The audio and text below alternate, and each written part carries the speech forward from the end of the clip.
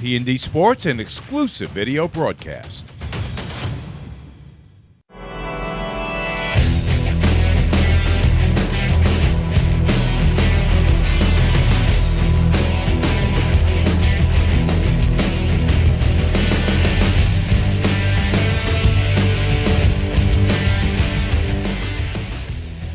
From the Big Apple, down the road on Long Island at Bill Edwards Stadium, the Atlanta Smoke take on the New York Rise on the All-Women's Sports Network. And a pleasant good evening, everybody. Alongside Maria Trivalpiece, I'm John Perez as we get ready for softball here a little bit early here at Bill Edwards Stadium. And this should be a good one here, Maria, as it is game number 13 for the New York Rise. All the games have been on the road, and they've just been looking for some home cooking. Well, I think that's the exciting part about tonight. They're finally back here at Hofstra University, getting to play on their home field. Just an exciting time for the Rise to get things going. First batter of the game is Silent Rain Espinoza, the first baseman getting the start tonight for Atlanta. And Silent Rain, a lot of talent on this Atlanta Smoke team. Of course, coming from Washington. And takes a pitch inside from the pitcher tonight, which is, of course, Allie Light. Second year at Bill Edwards Stadium for the New York Rise. And we're excited to be on the All-Women's Sports Network here from Bill Edwards Stadium as the pitch is on the outside corner. Strike three called, and Allie Light gets her first K of the evening. Well, the thing that makes Allie Light successful, and we'll get to her full breakdown in just a little bit, is the fact that she can paint the corners, and she does that on that third strike call right there. That's in a spot where Silent Rain Espinoza just can't get a piece of it. Perfectly placed by Light. And so that'll bring up Morgan Howe, the outfielder from Arizona State.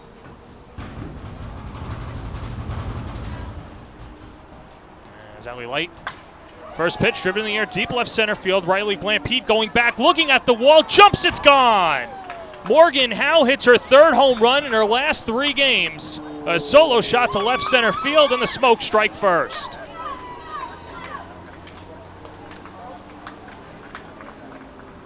When you're on deck as a batter, John, you want to see what happens to the hitter before you, and that's what Morgan Howe does. Silent Rain Espinoza struck out on that pitch on the upper outside part of the plate. Allie Light goes back to that pitch, but this time Morgan Howe was ready for it, crushes it over the left center field wall. And so that'll bring up Jada Cody, the catcher from UCF. Shows bunt, pulls back. And Light behind in the count, 1-0. Cody from Murrieta, California, just like McKenna Smith, the catcher for the New York Rise. Hitting .444 on the year. Little jam shot into center field. That dunks in for a base hit. And Cody's got the second hit of the inning. And the Smoke already with something cooking. Strikeout, a solo home run, and now a single, and that'll bring up Florida Gator Charlotte Eccles as we take another look. Well, you see Jada Cody trying to get her timing on that pitch as she's walking through the box. She actually got jammed a little bit on the inside part of the plate, but she's still able to get enough barrel on it that it drops in for a single up the middle. First pitch to Eccles, misses down and in for ball 1. Eccles is one of those players that a lot of fans have been excited to see. Hit 2 home runs against Orlando down in the Bahamas. One in the first and another in the third. Drives it to right field. She's got a base hit. As that's Kayla Waddle to play it. Cutoff throw from Laird. Throw to third. The tag from Brown gets Cody for an exciting out number 2. Good relay. Waddle to Laird and Brown with the tag down. I love this when you hit your cutoff and everything works out right. Waddle gets that ball on the one hop, positions her body, she hits her cut, and then the quick throw over to third base and a beautiful tag by Alex Brown. That's a big second out for the Rise. So 3 hits in the inning and 1 run already in. And here's Kiki Malloy from Tennessee. Getting the start in left field, and Light paints the outside corner for strike 1.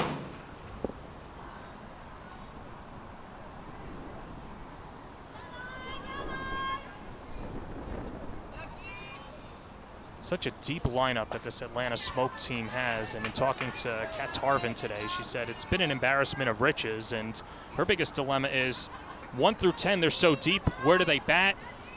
Where are they going to get the most production? And she's still trying to figure it out. Well, when you have this many former All-Americans and this many talented athletes and bats in your lineup, it does make it a little bit more difficult because usually a lot of coaches go with the philosophy, all right, if you can hit, you're going to find your way into the lineup. Well, they can all hit, so who's going to hit where and who's going to be sitting on the bench is an even bigger decision for Kat Tarvin.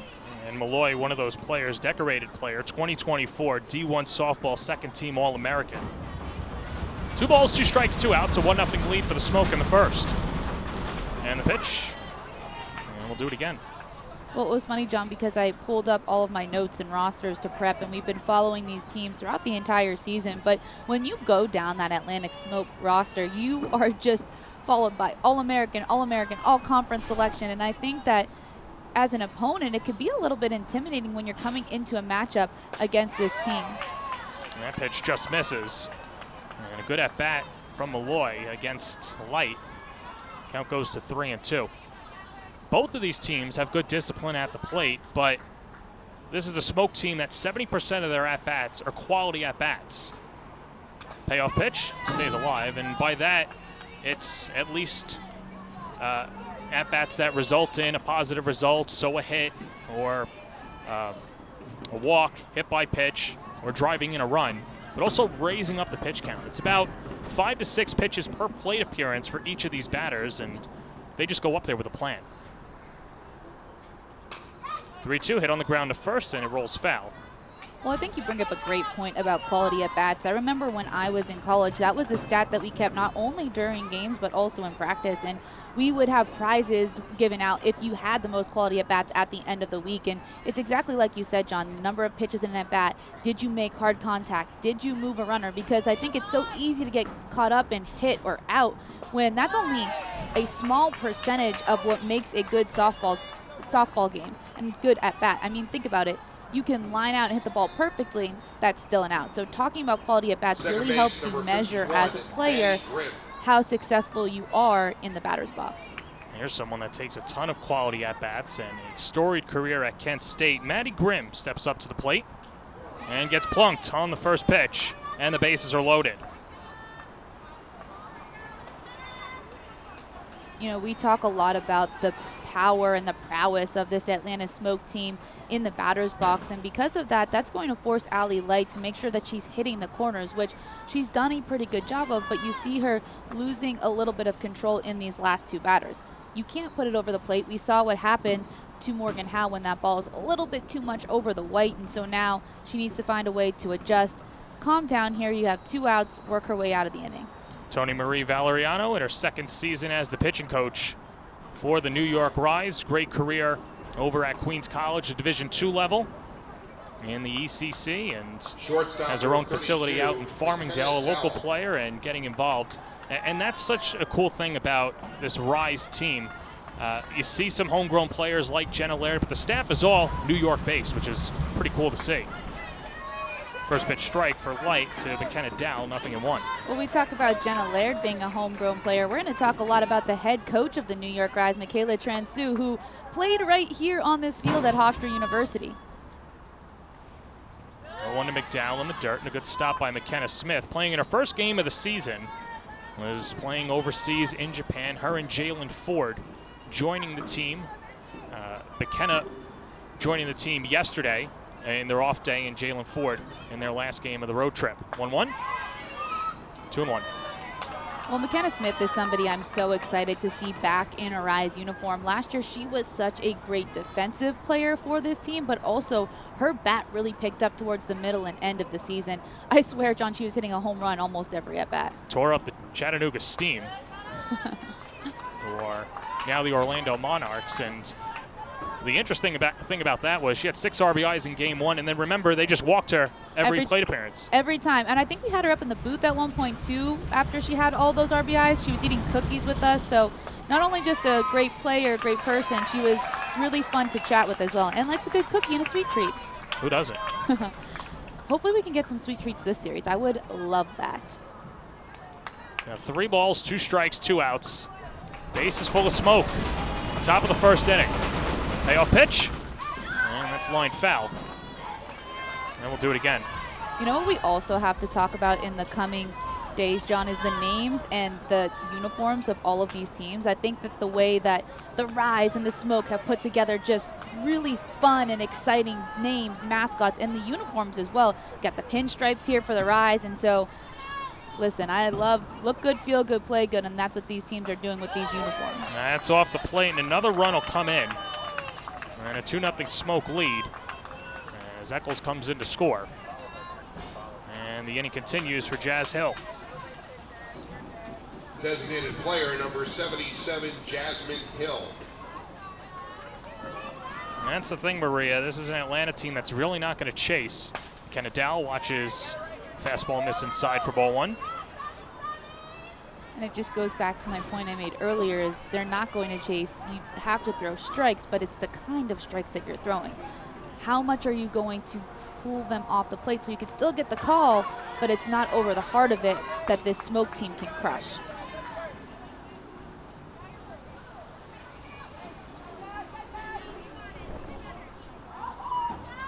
Kenna Dow grew up in Georgia, played at Auburn, 0 for 4 on the year, and watches low. And the count 2-1.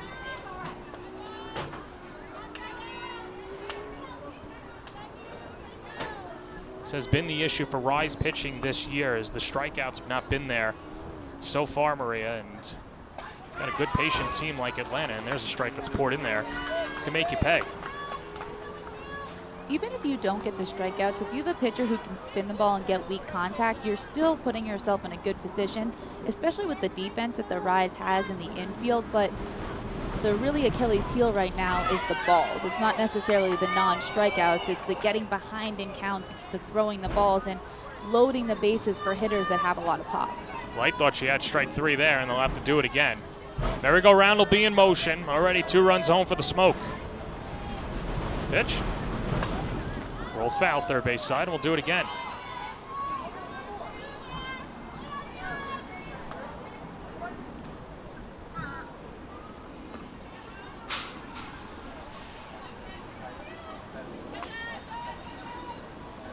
First run of the evening came on a home run by Morgan Howe, her 3rd of the year. And the pitch. Hit on the ground to second base. Sammy Williams charges and flips over to first, and the inning is over. The Smoke send 8 batters to the plate. They score 2 runs, and it's a 2-0 lead going to the bottom of the first inning. 3 left on base. Let's go down to Ali Melendez.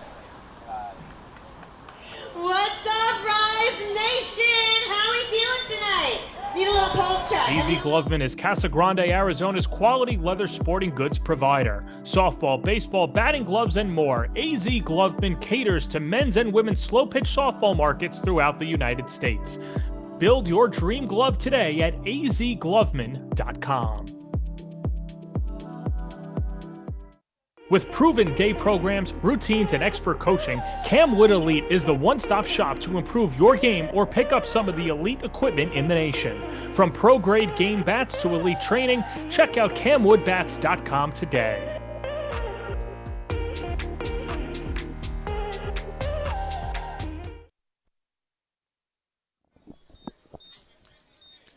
Welcome you back to Bill Edwards Stadium, here on the campus of Hofstra University in the New York Rise, led by Michaela Transeur.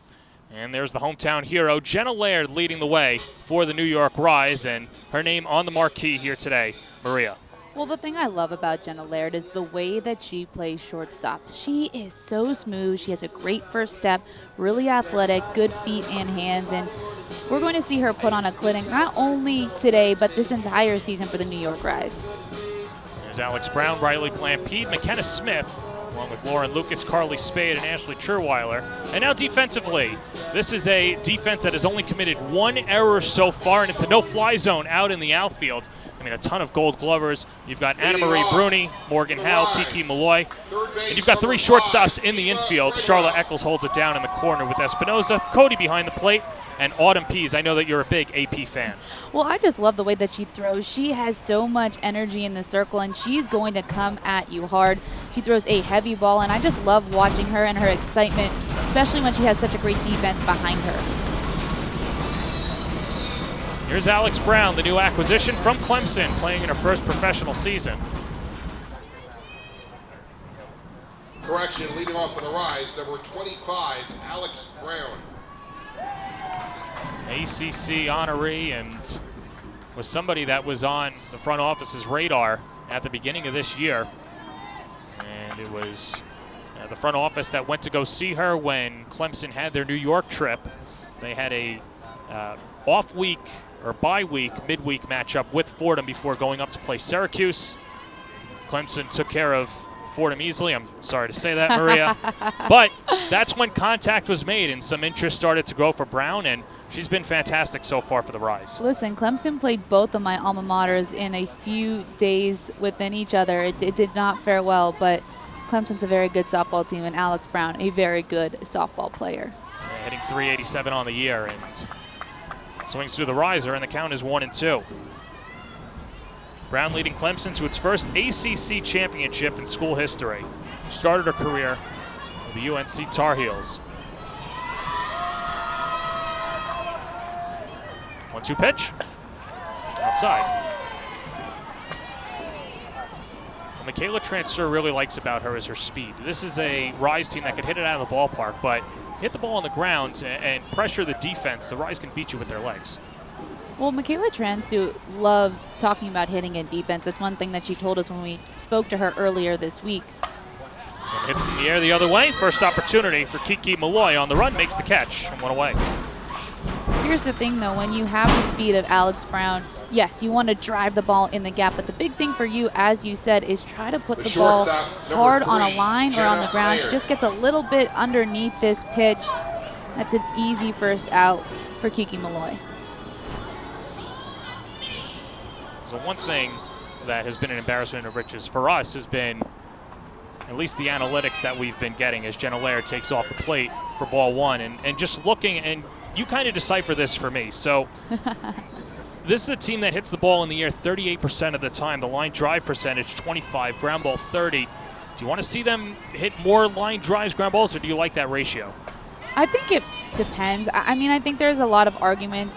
And the sport of softball and baseball go through eras, right? It was the long ball era for a while. It still kind of is the long ball era. Elevate, people want to elevate. It really depends on what the coaching staff wants and how they want to recruit or bring in this case, in professional softball players to fit what their style of play is. Me, I'm a traditionalist. I like some people who can hit it in the air, and I like some people who can hit it hard on the ground and beat it out. And so to answer your question, I like that balance that the Rise brings, but there's the power hitters who hit it in the air, but then they also have the people to utilize speed. And I'm sure there's some people who want 80% of the balls hit in the air. It really just depends the kind of team you want to put together. And that's what makes softball so much fun, right? There's so many different ways that you can be successful in this sport as a player and as a coach. No, and you're right. And Laird has certainly done that this year. She's already hit a home run, 8 RBIs. The thing is, she puts the ball in play, which is good. And has only struck out twice so far through the first 12 games. She lifts it foul. Count 3-2. Well, that's because of her pitch selection, right? What she does a really good job of is not swinging at anything that isn't in her heat zone. So the heat zone is that pitch that you're looking for that you know that you can crush. If that's on the inside part of the plate, you're sitting that. If the ball goes on the outside, you're letting it go until you get 2 strikes. When she does have 2 strikes, she fights them off. 3-2 coming from Pease. And it's outside, ball 4, and the Rise of a base runner. But there's that pitch selection, right? She knows that that pitch is low and away. She can let that go. The pitch before, she fouled off because it was a little bit more over the plate. So fighting that one off to then get Pease to throw that ball on the outside part of the plate. And again, this is only a 2-0 game. This is what the New York Rise need right now, are base runners. How about the resurgence of Riley Blampede, and her bats really come to play the first dozen games of the season, hitting .400 on the year. And a good versatile player as well. Lays off and takes high for ball 1. Well, I think you could tell a lot about a hitter by the way that they step into the box. And look at the way that Riley Blampede just digs in the back. You could see that she's locked in. She's seeing the ball like a beach ball in this point in time. Second year on the squad. Played for the under-17 Team USA team for the Pan American Games. Played in Colombia. And with Pease missing out of the zone, Cody goes to the mound to try and calm down Pease. It's interesting, right? Because we just saw Atlanta have a bunch of base runners when they're on the offensive side of things. You saw the opponent pitcher Light throwing a lot of balls, and now Pease trying to not do the same thing, keep this 2-0 lead and get her team back in the dugout. So I think that leadership from Cody to just say, hey, let's take a deep breath here, get back on track, is a really good move. That kind of exudes what the coaching staff's been preaching so far. As that pitch misses inside, it's 3-0. Kat Tarvin today said her philosophy this year, when we asked her what are some of the keys, she says that she just tells her players before every game, remember who you are, go out there and dominate. And these are players that have dominated for the majority of their career and really don't know what failure is so far. 3-0, but Lampete takes strike, 3-1. And that also makes it a little bit tougher for these players, right? Because everywhere they've been, whether it's been high school ball, travel ball, college, they're the best player on their team. And now you bring together the best players on every college team. There's multiple All-Americans on each roster, and it's a little bit difficult when you're not the star anymore. So how do you adjust? How do you come back from that? And how do you remember who you are? You made it to this level of softball for a reason. Well, and that was something that Tarvin had a conversation with Morgan Howe, who was a little down in the dumps before her last game against Orlando, and she said she sent her over some tape of her in the Super Regionals. Howe hit 2 home runs that game, has a home run today. That's taken high, ball 4, and the rise of something cooking. Back-to-back walks issued, and now that'll bring up McKenna Smith. Well, this is such a mental game, John, and you know, sometimes you do forget why you're on this field, because when you are in a slump or when you make a mistake, sometimes it just feels like, man, why'd they pick me? How did I get here? And then you remember all the success that you had before, but sometimes you need a little bit of help to remember that success, and that's what a good coach like Kat Tarvin does with her players. Hey, I know you're really good. I want you to remember that as well. McKenna Smith watches inside, ball 1. If I'm McKenna Smith here, I'm only looking for a pitch that I can drive. This has to be well over the heart of the plate, especially with Pease struggling to find the zone. And Smith slices it foul, and the count 1-1. Well, it was a huge re-signing for the New York Rise, not just for what McKenna Smith does at the box behind the plate, but also she's one of those team leaders and a personal friend of a lot of these players, certainly a big vibes player, and a big reason why New York has had the chemistry that they've had so far. 1-1 popped up behind the plate and will go out of play. 1-2. And one thing I remember about McKenna Smith from last year as well is just the way that she treats her teammates and other people around her. After the game, when all the little girls are looking for autographs, McKenna Smith seems to be the one where all the little girls gravitate to, and she takes the time with every single one to just learn their name, sign the ball, and I think that says a lot about who she is as a person as well. Got out in front of it, hits to third. Eccles tags the bag across the diamond, trickles past Espinoza, and everybody will move up an extra base. Lampete goes to third, and McKenna Smith on at second. And that'll bring up Lauren Lucas. That's one where Eccles, let's take another look, Designated player, pulled Espinoza off the bag. Lauren Lucas. Eccles does the right thing here. She taps it with her back foot, but the throw is just a little wide. I also think that Espinoza might have stretched too soon on that one, John, not able to get the full extension because she was already stretched out when the ball was coming to her. Here's one of the new additions, Lauren Lucas from Little Elm, Texas, attacks the first pitch, hits it on ground to second. Grimm can't field it, and a run comes in to score, and everybody's safe. Lampete comes in, and the Rise cut the lead down to 2-1. Well, Lauren Lucas finished off her career with Wichita State with a hot bat. She keeps it going here. Doesn't try to do too much with that pitch. Hits it right back up the middle to bring a run home for the Rise. So it'll be an infield single, and that'll bring up Carly Spade. Carly Spade from Chicago, Miami of Ohio. Second year playing pro ball. And watches high for ball 1, and what a storied career she's had. Of course, finished her career with 103 career home runs, second most in NCAA history. Still looking for her first one, and can't think of a better time than in the home opener. 1-0, and socked in the air to left, and it's down for a base hit, and one hops the wall. Smith is in to score. Rounding third and heading home is going to be Lucas Shees in to score.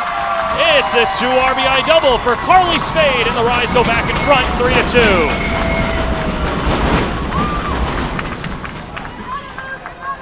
Pease throws with a lot of speed and a lot of spin.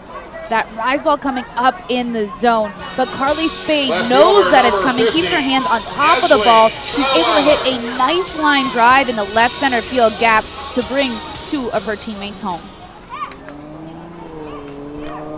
Here's Ashley Trierweiler, hitting 250 on the year, second year on the team. From Grand Canyon, takes a strike, 0-1.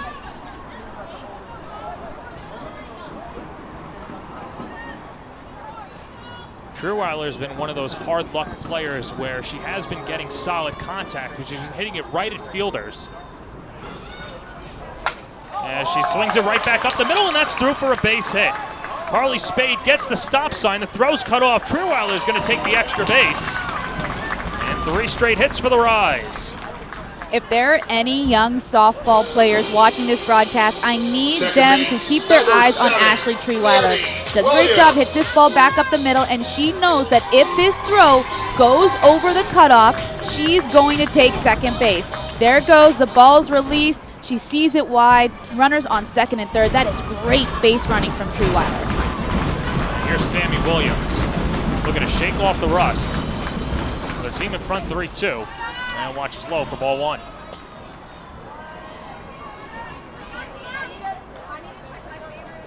Williams, another Vibes player as well, always leading the group chats and had a solid year last year for the Rise. In fact, the first player recruited by Jeff On when he was forming the team. Always got to have the vibes. Most important part of pro softball. You know, On credits Williams with her patience and staying with the Rise, because for a long time she was the only player that was signed. It was barely an infrastructure or anything there, and she stood with it. Of course, played her first year with the OKC Spark, and now in her second year with the Rise, and she has been fantastic so far on and off the field.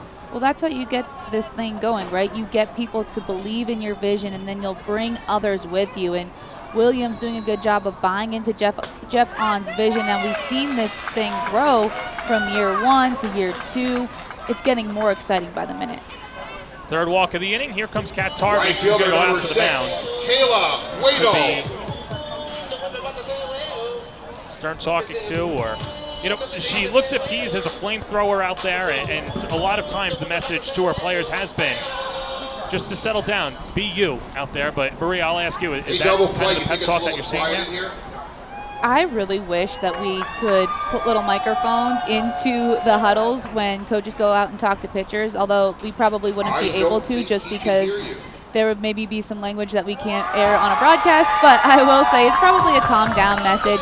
It's a 3-2 game right now. It's very early. You're just trying to figure out who you are as a pitcher and a person in this moment. You've done it before, so just find a way to get back to doing that. What have you seen from her so far in the first inning? Well, the flame-throwing part is there, and when she spins her rise ball through the zone, it's effective, but she's just missing it, and it's getting a little flat. So when we see some of these rise hitters squaring the ball up, it's because she's not getting enough spin on that rise ball. Kayla Waddle, the 9th hitter up for the Rise in the bottom of the first inning. Bases loaded and 2 down. And the count 0-2. Carly Spade at third, Ashley Trierweiler at second, Sammy Williams on at first. Rise looking to take advantage against Autumn Pease. You really don't have a lot of opportunities against Autumn Pease. You got to cash in when you can. 0-2. 1-2.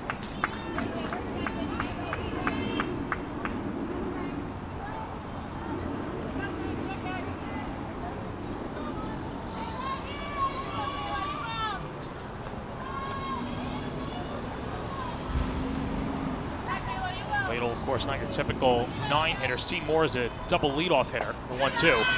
Just high. 2-2. I think it's a smart tactic when coaches do that because it gives you somebody who has a high on-base percentage. It allows them to turn the order over for some of your best hitters at the top of the lineup. The key is, though, having 2 hitters and enough good hitters that you can put one of your top hitters in the 9 spot. She got the second highest contact percentage on the team, too, so rarely strikes out as she swings it to the other way. Morgan Howe's there, makes the catch, and the inning is over. But the New York Rise put 3 runs on the board. And for 3 runs, 3 hits. the first inning, it is a 3-2 lead for New York on the All Women's Sports Network. Conveniently located in Rockville Center, Frank's Steaks is a refined but casual, authentic New York steakhouse on Long Island. Since it opened 40 years ago, Frank's Steaks has been committed to serving high-quality prime cuts of beef in a timeless New York atmosphere with a friendly, attentive waitstaff. It's this obsessive dedication to our craft that has led Frank's Steaks to becoming the local destination for special dinners and celebrations. At Just Bats, our business strategy is simple. Get the perfect bat for you on time, every time, exactly as you promised. We not only provide you with the baseball bats and softball bats, but we also provide you with a winning experience and a promise like nobody else. Free shipping both ways, expert customer service, same-day shipping up until 7 p.m. Central Standard Time, on time, every time, exactly as promised at Just Bats.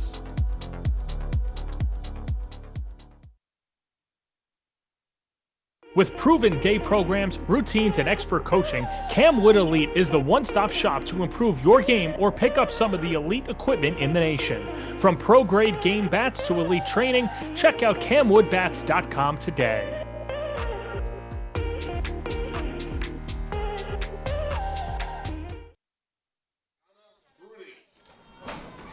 Welcome back to Bill Edwards Stadium and a 3-2 lead for New York. As we go to the top of the second inning, Maria Trivalpiece, I'm John Perez. Second season and second home opener for the New York Rise. A good crowd here on hand. It's been 100 degrees in the Northeast over the last 3 days. I know that that's what you're used to down in Texas, but it's been brutal, and finally better weather here today as the first pitch misses to Anna Marie Bruni, or hits, and the count 0-1. Listen, John, I'm a little disappointed because everybody up here in the Northeast told me it was going to be so hot, so I packed shorts, I packed skirts, and now I am freezing up here in the booth. Bruni rolls it on the ground to second. Williams, the underhand flip, and retires Bruni for the first out of the second inning. First base, number 21, Silent Rain. Anna Marie Bruni has so much speed. If she hits this ball anywhere else, she has a chance to be safe. Look at this, still is so close on a routine ground ball to the second baseman. Speed kills, and she's got a lot of it. And back to the top of the order, Silent Rain Espinoza takes strike 1 after striking out in her first at-bat. I love taking a look at hitters the second time through because I want to see what adjustments you make. What pitch did you strike out on? How are you going to adjust to it this time around? The last time it was that screw rise ball pitch on the outside part to Espinoza. If light goes there again, can she attack it? 1-1, dribble on the ground to third. Alex Brown kicks it, and it'll be an E5. And that'll be the first error of the season for Brown and a one-out base runner in Espinoza. So light goes back to the pitch that she got Espinoza out on in her first at-bat. And again, she gets Espinoza, this time making weak contact, but Brown, that ball just ate her up a little bit over at the hot corner, unable to make the play.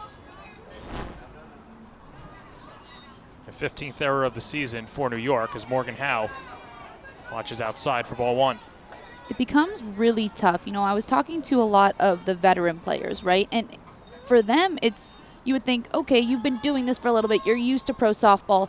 But the thing that is difficult for the vets is the fact that they don't get as many reps as some of the college players coming in. So Sammy Williams knocks it down, and Jenna Laird will get the lead runner.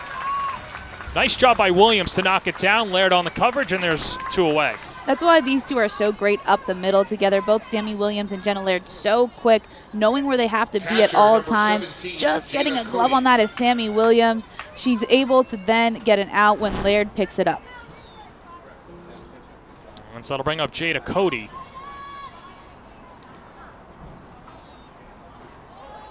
And Cody takes ball 1. This is an interesting approach because Cody has some power, former Team USA player, and looks like she's going to square, and then she goes up there and it's like not a slap, but drives it in the air to left. It's going to hang up for Ashley Cherweiler, and the inning is over. So a much better inning for Allie Light as she throws up a scoreless frame going to the bottom of the second. AZ Gloveman is Casa Grande, Arizona's quality leather sporting goods provider. Softball, baseball, batting gloves, and more. AZ Gloveman caters to men's and women's slow-pitch softball markets throughout the United States. Build your dream glove today at azgloveman.com. College planning is a complex, multi-year journey requiring academic and standardized test success, resume building, and sensible college selection, as well as application savvy. Our college readiness services are designed to help you start early, stay organized, and navigate the critical process with confidence. With college admission and financial advising and ACT, SAT test prep, visit methodlearning.com today.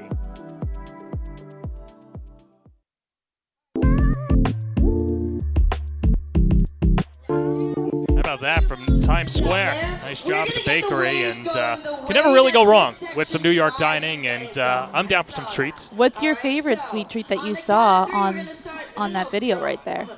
I'm an eclair guy.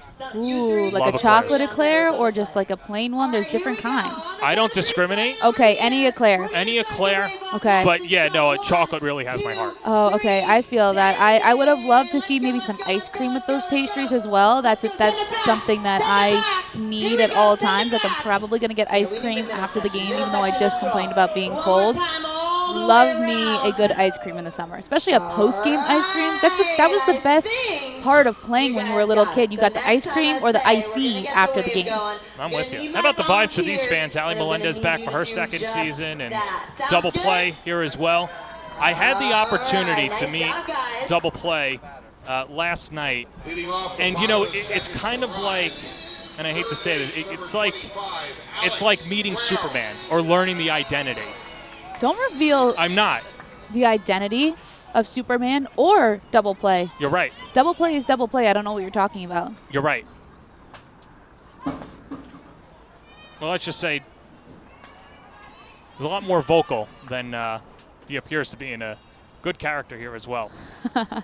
Double play definitely brings the energy and the vibes. We love to see it here in New York. Alex Brown, her second turn at the dish against Autumn Pease. And the count even at 1-1. She flew out to left in her first time up.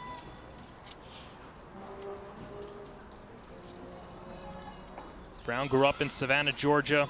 Played her first 2 years for the UNC Tar Heels. First team All-ACC last year.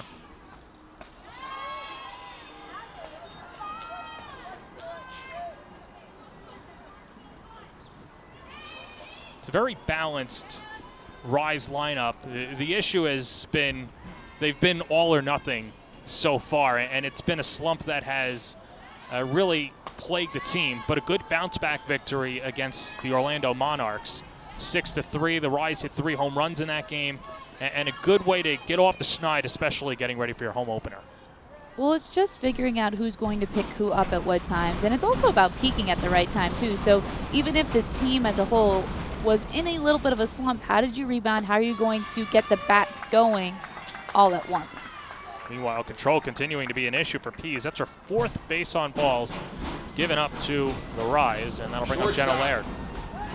It makes me wonder how long Pease will stay in this game, not only because of the walks, but because of the elevated pitch count. This is game 1 of the series, and so you want all of your arms to be as fresh as you possibly can as you take it through the other games, and so only bottom of the second here. How long will she stay in? Who wants a shirt? Jenna Laird walks her first time up, squares, and bunts it foul for strike 1. That's a good thought there from Jenna Laird. Runner on first, nobody out. She does have the speed. She tries to drag bunt that to try to not only move the runner but be safe for herself. I'll be interested to see if she goes back to that bunt, and if she does, is it going to be in sacrifice form or will she try to drag again? Well, Eccles pinching in from third base. This will be pitch number 40 for Pease. Slice in the air down the left field line. Malloy lets it fall in front of her. Looked like she had a beat on it and then just pulled up at the last second. It's a little difficult to see from up here. I do think it was relatively in front of Malloy. We'll see it again. It's cutting away. That's the hardest ball to field off a left-handed batter. It was a good amount in front of her. I don't know. Maybe it was the wind. Could be the first time that a lot of these players are playing here at Hofstra too. This has popped up left side. Eccles, no problem. Retires Laird for the first out.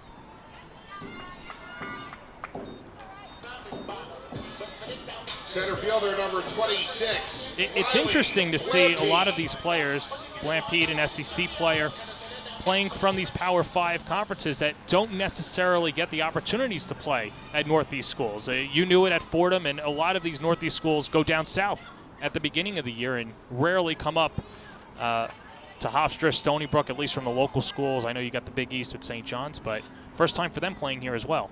Well, it's interesting because when I was at Fordham, we would start the first 5 weeks of the season somewhere warm because you're not playing in New York in February and March. I mean, you can try. We certainly tried. It was not fun. Don't recommend it.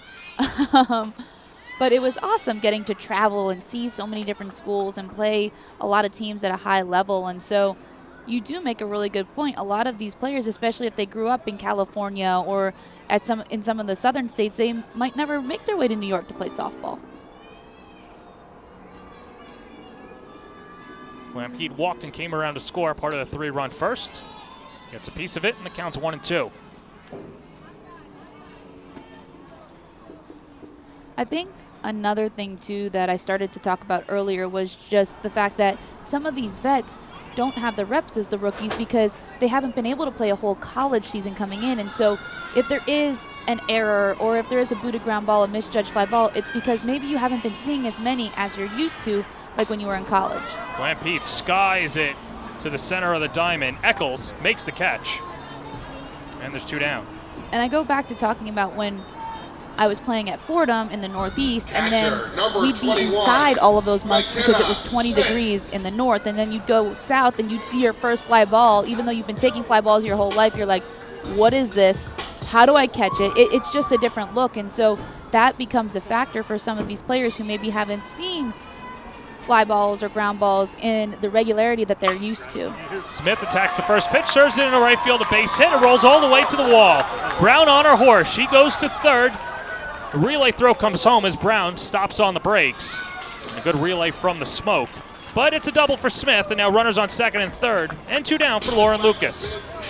McKenna Smith picking up right where she left off last year. This ball on the outer half of the plate. She waits on it so that she can get that full barrel out to the ball, and with some pop behind it. Her swing is a work of art. Here's Lauren Lucas, .333 on the season, 3-time All AAC selection for Wichita State. Takes high, 1-0.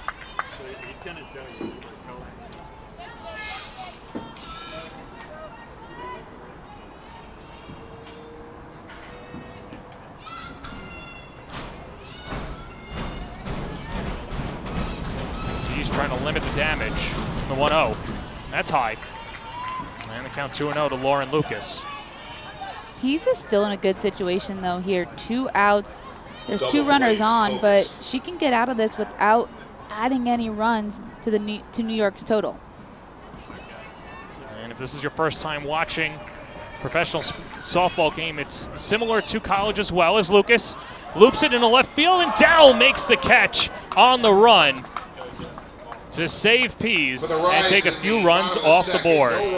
It's a 3-2 lead for the New York Rise as we go to the 3rd inning on the All Women's Sports Network. We are proud to introduce the #1. Conveniently located in Rockville Center, Frank's Steaks is a refined but casual, authentic New York steakhouse on Long Island. Since it opened 40 years ago, Frank's Steaks has been committed to serving high-quality prime cuts of beef in a timeless New York atmosphere with a friendly, attentive waitstaff. It's this obsessive dedication to our craft that has led Frank Steaks to becoming the local destination for special dinners and celebrations. At Just Bats, our business strategy is simple. Get the perfect bat for you on time, every time, exactly as you promised. We not only provide you with the baseball bats and softball bats, but we also provide you with a winning experience and a promise like nobody else. Free shipping both ways, expert customer service, same-day shipping up until 7 p.m. Central Standard Time, on time, every time, exactly as promised at Just Bats.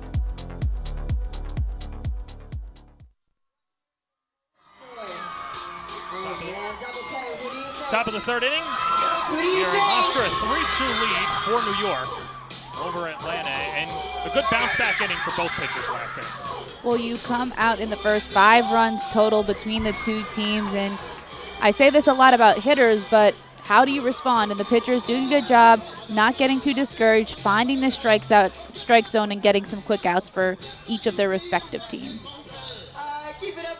It's always interesting, and I know you're a former hitter, but you know, everyone makes so much hubbub about second time through the order, third time through, and normally that is an easier time for the hitters up there. I'm kind of curious, though, for pitchers, what do they look for second, third time through? Because I'm sure that there are some tendencies that they might have picked up as well. Well, I think it's not only the pitchers, but it's the pitching coaches and catchers as well. And so you're constantly reading what the hitters are doing. And I think it's not just happening in the game, it's also happening in the lead up to the game. Because if you take a look at some of the top pitchers, they're watching a lot of film on every hitter. What are their tendencies? What do they hit well? As opposed to what do I throw well? And so it's the philosophy of, am I going to throw to their weakness or am I going to throw to my strength? And so you might try one the first time through the order and maybe adjust then in the second time through the order. But it's a similar mindset of how are you going to read what they give you? Charlotte Eccles ahead in the count, 2-0. Eccles singled to right and then was thrown out at third. Check that. Cody was thrown out at third. Eccles had the hit to right field on a perfect relay from Wadle to Laird to Brown. And there's a strike for Light in the count, 2-1.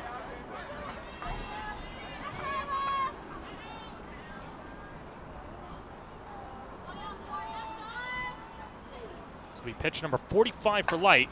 And that's scolded foul down the right field line. Count 2-2.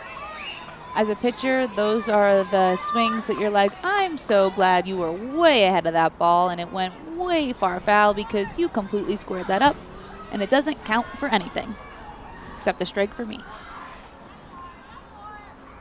First year in the pros for Light as that's hit on the ground to second. Williams on the backhand fires to first to throw out Eccles for out number 1.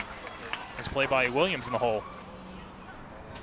We talk a lot about angles in the outfield and getting a good first jump, but it applies in the infield as well. Look at the way that Sammy Williams drop steps on a 45 instead of cutting straight across. That's why she can get to that ball and then does a good job of just throwing off that back leg. You need that quick release with the speed of the game of softball. You're mentioning Allie Light, her college career, as there's Malloy. Light grew up in Lexington, South Carolina, started at Arkansas, then went to San Diego State for the 22, 23, and 24 season. Two-time Mountain West first team honoree in 23 and 24. And someone that can go up and down the ladder and a good repertoire as well. Well, she utilizes all of her pitches. So as you said, she can move the ball up and down, but the thing for her is she also has a little bit more of that east to west. You're seeing that screwball a lot today, and the thing with that screwball is it not only goes in on the right-handed hitters, you see it occasionally jump as well. So it's like a screw and a rise with some really funky spin. She got Malloy to chase, and the count is 2-2. She took a little bit off that pitch, too, to just change up speeds, which keeps hitters off balance.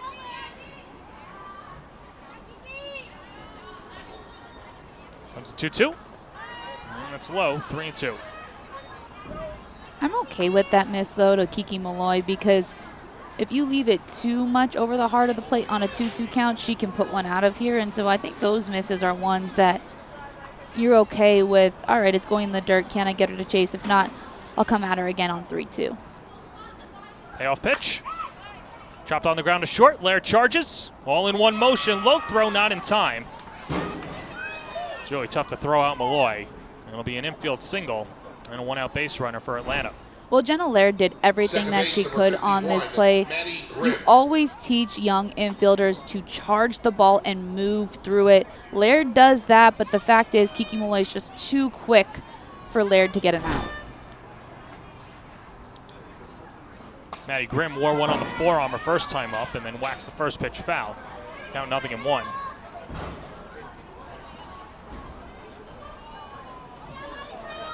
Grimm, Kent State's all-time home run leader, 3-time NFCA All-Mid-East Region first-team selection from 2015 to 2017. Runner goes, pitches outside. Throw from Smith, not in time. And a stolen base for Malloy. Her second of the season and a runner in scoring position and one out. That's a great move here from Kiki Malloy or Kat Tarvin, whoever made the decision to call this steal. Nothing like this has been done yet from either team in this game. Catches Smith a little bit off guard. The throw is high. Malloy slides in safely. Grimm lifts it to left towards the line as Trierweiler circling in, dives, can't make the catch. And it falls in. I really think there must be wind out there in left field that we can't see, John, because that is the second left fielder in this game to misread a fly ball and just let it fall in front of them. We saw Kiki Malloy do it earlier. Now Trierweiler getting behind it and then realizes, oh my goodness, this is way farther in than I anticipated.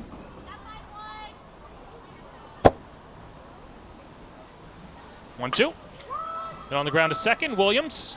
Underhands to first, a positive out as Malloy moves over to third base, and there's two away. So Grimm still looking for her first hit of the season, but a productive out at that as the tying run moves to third for McKenna Dowell. She hits a hard chopper on the ground. She's able to advance the runner from second to third, and when you're searching for that first hit, you have to take those little victories along the way, like, okay, did I make good contact? Did I swing at the right pitches? Did I move a runner? She moved a runner. And so Dowell with an opportunity here. Walked in her first at-bat.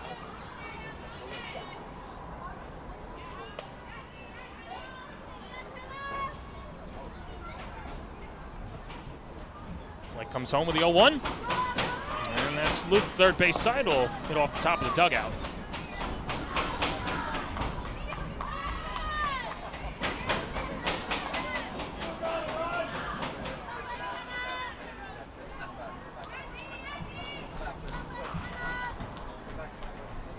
Tarvin loves the athleticism of Dowell, but just her discipline at the plate too. 0-2, driven in the air out to left. Easier play for Trierweiler. She's there, makes the catch, and the inning is over. So Allie Light bears down and then works around the one-out single. It's 3-2, going to the bottom of the third on the AWSM. Right, fans, this time I'd like to acknowledge and say thank you to Northwell Health, official health care provider of the New York Pride. AZ Gloveman is Casa Grande, Arizona's quality leather sporting goods provider. Softball, baseball, batting gloves, and more. AZ Gloveman caters to men's and women's slow-pitch softball markets throughout the United States. Build your dream glove today at azgloveman.com.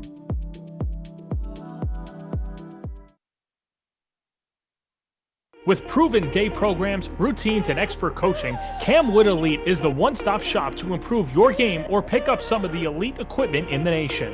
From pro-grade game bats to elite training, check out camwoodbats.com today.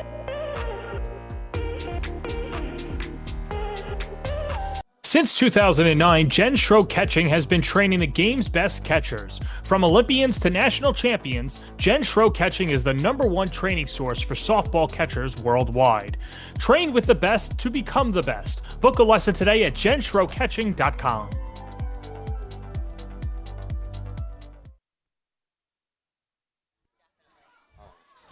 Bottom of the third inning, 3-2 lead for New York. Here in the 2025 home opener.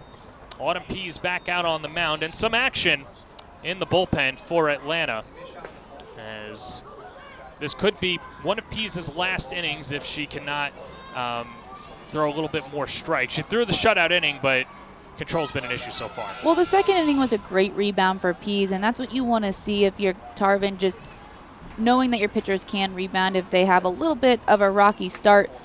I would like to see Pease go one more inning.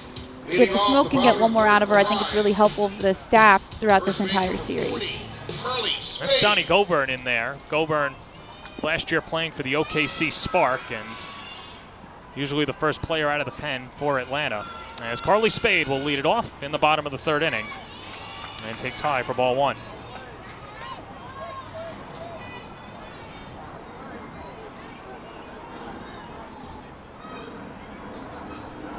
Spade a 633 OPS.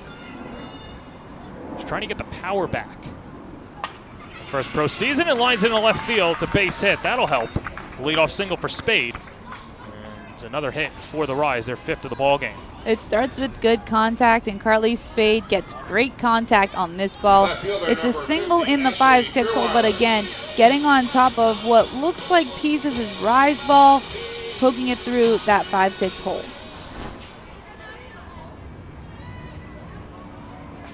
Here's Ashley Trueweiler.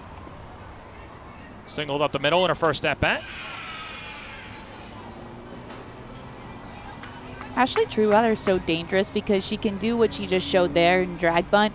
She can slap, and as we saw last year, she has some pop in her bat as well, and so it's really difficult to play her if you're an infield and an outfield because you need to take away the bunt, but you also don't want to play too far in because then she could crush it in a gap. Well, there is the bunt, goes back towards the mound. Eccles fields it, fires, not in time. And Trueweiler with an infield single. And the Rise with the first two hitters aboard, and that'll bring up Sammy Williams. When you teach left-handed hitters to drag bunt, you tell them to put it in no woman's land, which is that space between the corners and the pitcher. Ashley Trueweiler deadens that ball off the end of her bat. She's too quick, makes it down to first base in time. That was beautifully executed by Ashley Trueweiler and the Rise. That brings up Sammy Williams. Walked in her first at-bat, attacks the first pitch and hits it on the ground to the right side. Grimm knocks it down, then tries to hit the covering Espinoza. Should be a base hit, and the bases are loaded. I don't think that there was really much more than anyone on the Smoke could have done on this ball hit by Sammy Williams. This one going in the 3-4 hole, diving, and it's Espinoza. She can't come up with it. Grimm trying to save it, but Sammy Williams already at first base. So now with the meeting of the minds out on the mound, you have to wonder if this is just a stall tactic until Goburn is ready to go out of the pen. It's interesting because I don't think Goburn started warming up early enough for that to be a stall tactic, but it could be something that slows things down a little bit for the Smoke, even just allow Pease to get her breath. Well, the bases are loaded for Kayla Wadle. And the corner's pinching in with nobody out. Good changeup, count 0-1. That's a great pitch by Pease. You see that the Rise is getting on your hard stuff, pull a pin in it and change that speed. Now they have to think about it, and that timing becomes a little bit more difficult. Flew out to right in her first at-bat. It's on the ground at third. Eccles comes home with it. Cody return throw to third, not in time. But a nice job by Eccles to get the lead runner and Spade at the plate, and there's one away. It's a hard hit ball from Wadle, but it's just right over at Eccles at third. Not much she could do. Good job by Eccles with the awareness to throw that ball home. Helps when you've got athletes on the left side of the infield too, where Dowell can come over and he can try and get a double play the unconventional way. Alex Brown 0 for 1 with a walk. It's just a lot more. It's just a lot easier for the catcher to make that throw as opposed to flipping her body coming from the left, like the left side of the infield. So I like going to third on that one, but too much speed for the Rise on the base paths. 1-0. A little high. 2-0.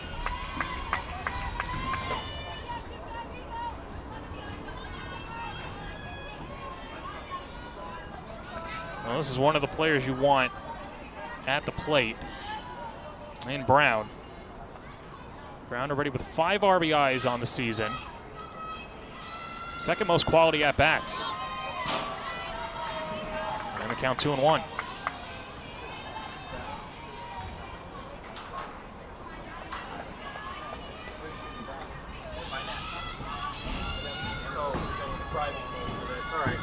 So the uniforms.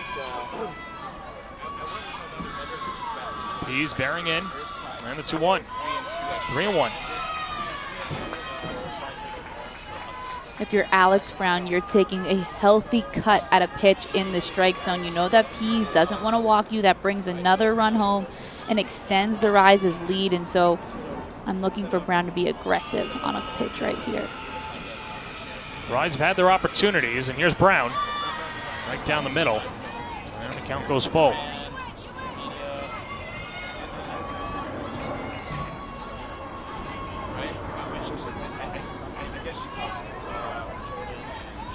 Pease has been walking the tightrope the first 3 innings. Trying to get out of it again. Warner's playing in, and here comes the payoff. And just gets a piece of it. And the count stays alive. I think that pitch would have been a strike, and so I think that's a good job by Alex Brown, just trying to fight it off, make Pease bring her another pitch in another pressure situation. 3-2 out. 3-2, 1 out. Pease needs to strike out or the ball hit right at someone. 3-2. Swing and a miss. She struck her out. Big time strikeout by Pease, and there's 2 down. Autumn Pease saw the hesitancy from Alex Brown on the pitch before on that lower half of the plate. She goes right back to that same spot. This time, Brown can't get around on it. It's only the second strikeout of the game. First by Pease, and here's Jenna Laird. Laird a walk and a fly out in 2 ABs.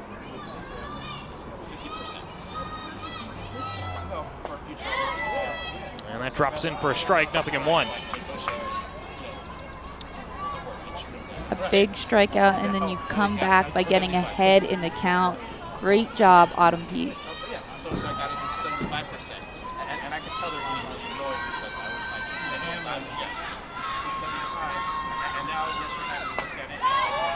the count now at 1-1. Well, Jenna Laird, of course, a local celebrity here, of course, growing up in East Meadow and then playing at Mizzou. As the count is 0-2 and trying to keep the at-bat alive. An assistant coach over at nearby Adelphi. End of the NE10. 0-2. Roll on the ground to second. Grimm charges and flips to first, and the inning is over. So Autumn Pease, another Houdini act, gets out of the 3rd inning unscathed as they load the bases. And New York not able to capitalize. As we go on to the 4th inning, 3-2 New York. College planning is a complex, multi-year journey requiring academic and standardized test success, resume building, and sensible college selection, as well as application savvy. Our college readiness services are designed to help you start early, stay organized, and navigate the critical process with confidence. With college admission and financial advising and ACT, SAT test prep, visit methodlearning.com today. At Just Bats, our business strategy is simple. Get the perfect bat for you on time, every time, exactly as you promised. We not only provide you with the baseball bats and softball bats, but we also provide you with a winning experience and a promise like nobody else. Free shipping both ways, expert customer service, same-day shipping up until 7 p.m. Central Standard Time, on time, every time, exactly as promised at Just Bats. Maybe like a Y occasionally. Maybe Vibes are here at Bill Edwards Stadium. They're here to say is get ready for the YMCA. Maria Tribal-Piece, break it down. You want me to analyze the YMCA? Or do your own YMCA. YMCA. And you do yours as well? And it's fun to stay at the YMCA. YMCA. We're doing it up here in the booth as well. We're having a lot of fun here at the New York Rise game. The Atlantic Smoke putting on a great show as well. How can you not love some summer softball? No, you definitely love it. I don't know if I love my dancing. I'll leave it to the pros down there as they get ready for the 4th inning. And a 3-2 lead for New York. And here's Jasmine Hill. He takes low for ball 1. There's a reason I continued with my softball career and not my dance career. I don't think that one would have panned out too well for me. See, I think you're underselling yourself. I think if you okay. just would have paid a little bit more attention to that. I did do ballet for 11 years. Good foundation. Yeah, definitely helped me with speed, agility, all that fun stuff. Now, I've heard that being a student athlete, of course, is all-encompassing. You're going to class, you've got the 3-hour practices and lifts, but I'd have to imagine between sets there's got to be some dance practice or anything, as that's it on the ground at third, and Brown's going to throw out Hill for the first out of the fourth. There might have been dance moves in between lift sets in college, but it definitely wasn't any releves or pliés. And for anybody who doesn't know, those are ballet terms, and probably the only two I remember because ballet was really hard, and I give credit to anybody who does that or any kind of dance. Again, a reason I could not do it because it is so difficult and very difficult to do in between sets of squats. Here's Anna Bruni, the speedster. Grounded out in her first at-bat.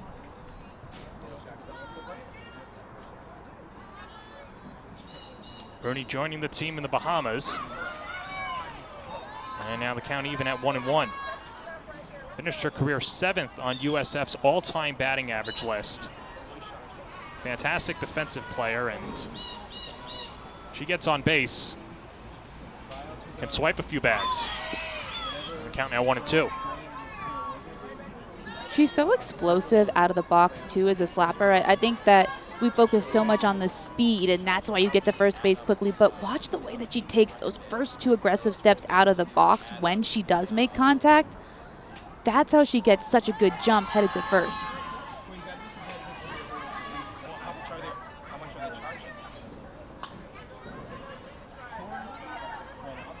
LA Light's given up 2 runs on 4 hits in 3 1/3.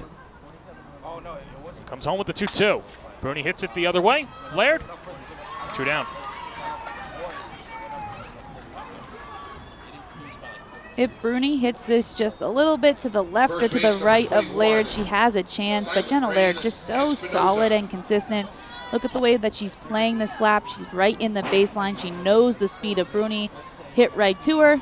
Makes the easy throw over to first. Back to the top of the order. Silent Rain Espinoza swings and misses, and the count 0-1. She's hitless in 2 at-bats, but reached on an error in her last at-bat. She has some speed as well, so when she puts the ball in play, it causes some chaos for the defense.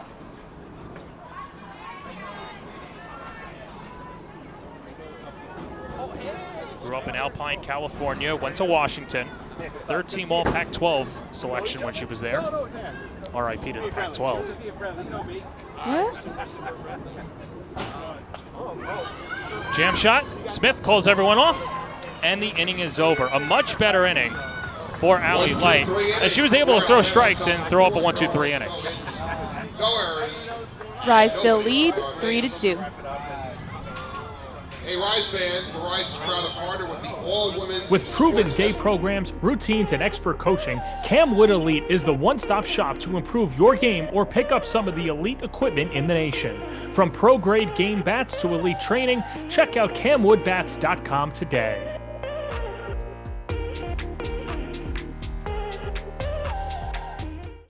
Conveniently located in Rockville Center, Frank's Steaks is a refined but casual, authentic New York steakhouse on Long Island.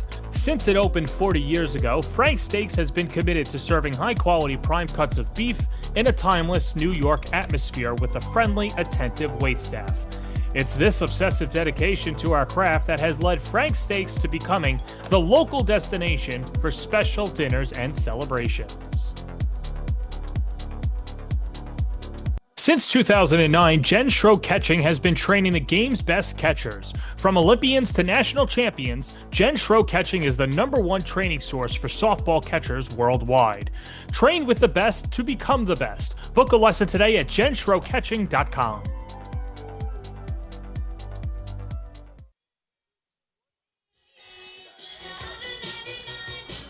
We're halfway home, bottom of the 4th inning, and a 3-2 lead for New York. Autumn Pease continues to chug out there, and you got to love the resiliency of Pease through her first 3 innings of work. That was the first word that came to mind when I saw her trotting back out there, because she gives up 3 runs in the first inning and she hasn't given up one since. And so every time she's gotten herself in a difficult situation, she's worked her way out of it. And so resilience is why Autumn Pease has been successful in these last few innings. 2023 Big Ten Pitcher of the Year, All Big Ten First Team, All Big Ten Tournament Team. And looking for her first win of the season. Playing from behind, but doing a good job of keeping her team in it, as it'll be 2-3-4 due up for the Rise in the home half of the 4th inning. Or check that, 3-4-5. Riley Blampede steps up to the plate.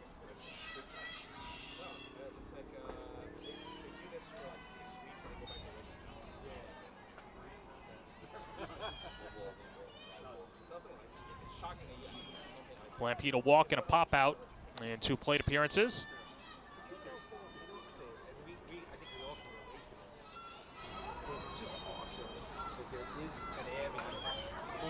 And a good rip, and I think she lost her sliding glove. I think it was her arm guard, maybe? Yeah, it was her arm guard.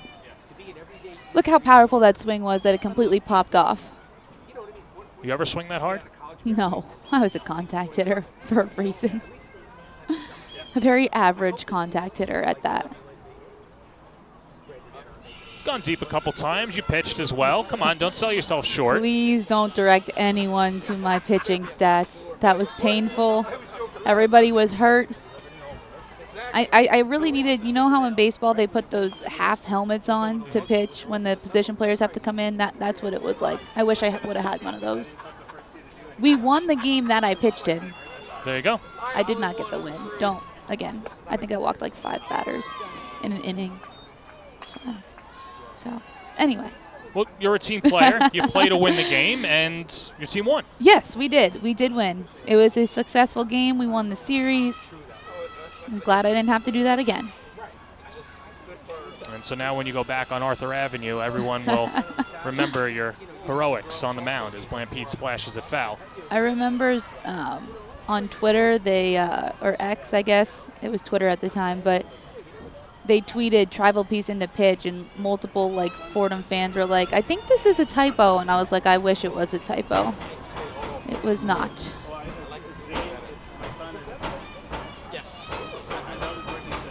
Two balls, 2 strikes. Blampede swing and a miss. Good drop ball by Pease. Second strikeout of the evening for Pease. There's one away. Pease goes to the off-speed pitcher. She's been utilizing the fast stuff all night, especially some of those rise balls. But now that she's changing up the speed, she's able to keep hitters off balance. That's a great pitch from her, especially in the 4th inning.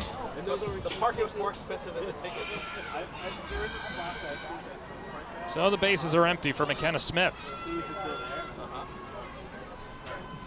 How about Smith, the vagabond? Got to play pro softball in Japan, New Zealand as well. I mean, for a lot of people, that's just a bucket list item to travel to those countries. She's getting to play pro ball overseas, which is amazing.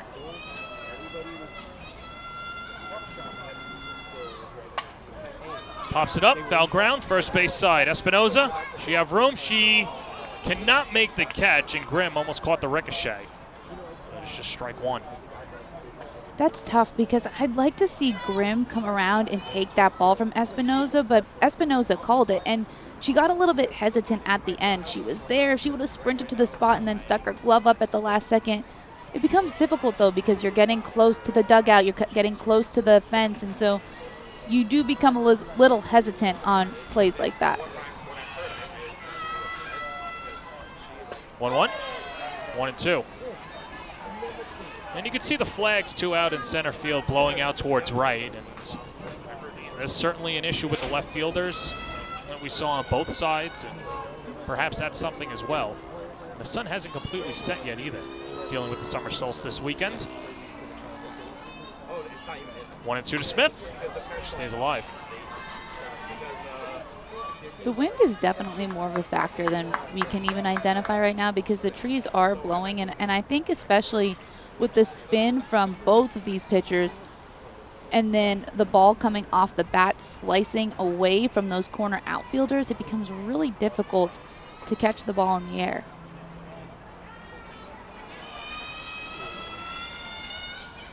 He's ready to hit the 1-2. Swing and a miss. She got her with an off-speed pitch. And back-to-back Ks for Pease.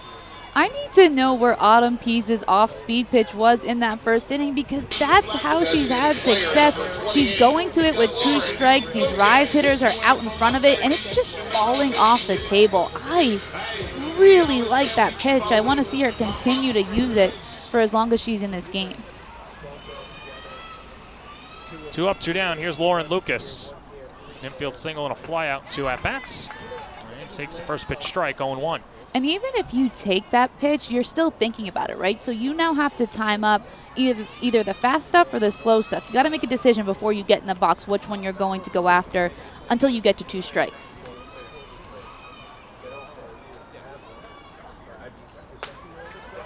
And the count 1-1 to Lucas. How about Lauren Lucas and the year that she's had major shoulder surgery after the 2023 season, so missed the entirety of 2024. Came back this year for Wichita State and put on a clinic at the plate and in the field as well, and even had a couple of assists. And she said that was one of her goals, was to throw out a runner. She was able to do so towards the end of March, and I could only imagine the adversity that she had to go through just to rehab that shoulder and get back into playing shape. Well, heading into the American Conference Tournament, Christy Bredbender talked about her journey back to the softball field, and it was something that she was really excited about with the way that she's just done such a great job coming back from that injury and leading a Wichita State team that made some noise in that American Conference Tournament.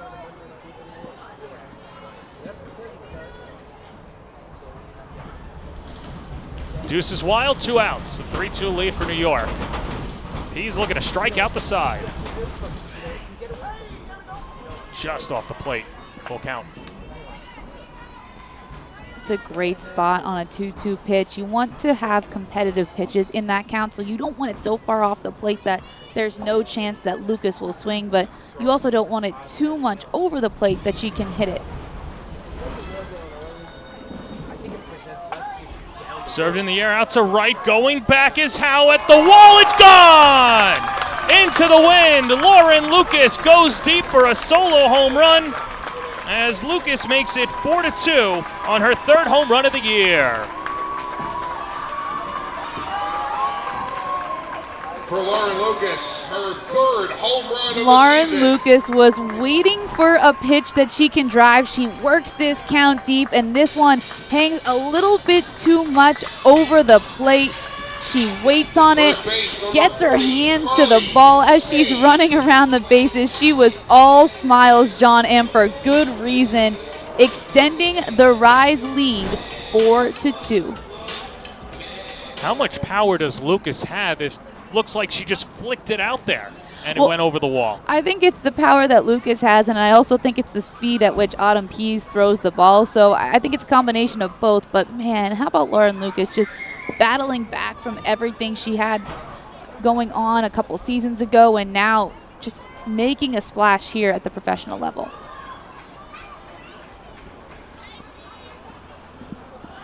It's a Rise team that hit 3 home runs in their victory over Orlando Monday afternoon in a 6-3 victory. Their first home run of the year. And someone who is no stranger to dingers, Carly Spade, still looking for her first professional home run.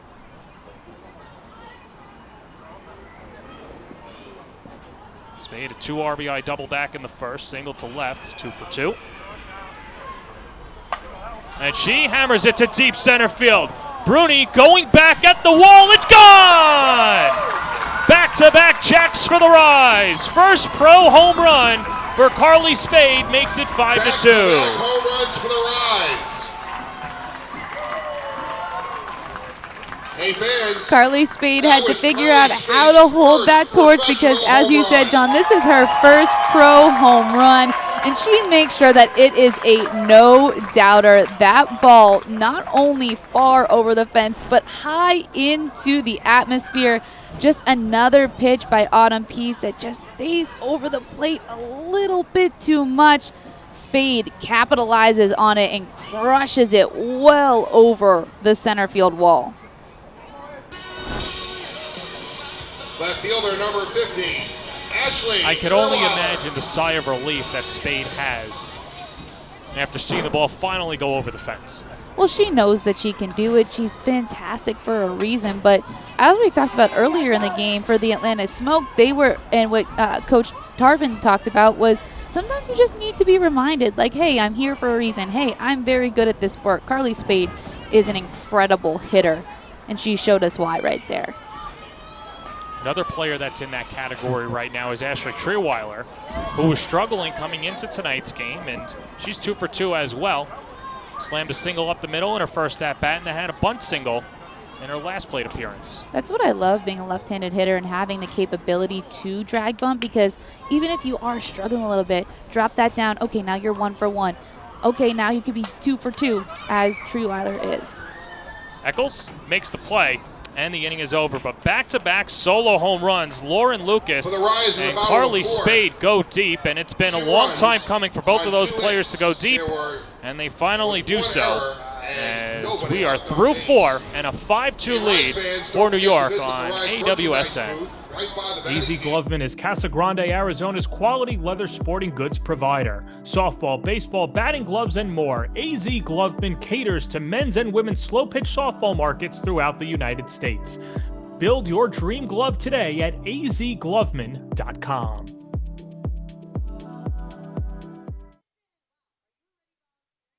With proven day programs, routines, and expert coaching, Camwood Elite is the one-stop shop to improve your game or pick up some of the elite equipment in the nation. From pro-grade game bats to elite training, check out camwoodbats.com today.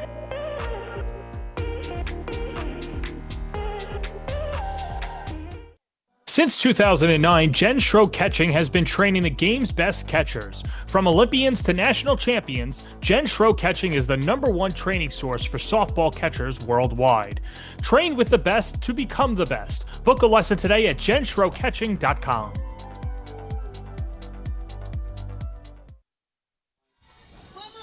Power coming to play for the New York Rise, a 5-2 lead. And how about New York showing a little bit of pop? Well, I just love the way that we talked about that they have the speed and they have the power. They showed some of the speed, Ashley Trewiler, earlier in this game with the drag bunt. And they said, oh, look, we have that pop off our bats as well. Back-to-back jacks for the Rise. It's been fun to watch. Another player that's fun to watch. Welcome back, Jalen Ford. Second year with the Rise and the veteran presence that solidifies this pitching staff. Jalen Ford has played in all levels of professional softball in a few different countries as well. And she's just gotten better the more that she pitches and plays. She has some speed. She uses a lot of spin. She'll work east to west as well. And she also has a changeup. And so the biggest key for me, though, with Jalen Ford is the fact that she just knows how to throw hitters. She's been at this for a long time. She'll hit all of her spots, and that's why she's successful. Ford playing for Honda Roberta in the Japanese Softball League, also for the USSA Pride and Akron professional team, as that's banged high off the wall. And Morgan Howe thinking extra bases, and she slides into second with a 2-bagger.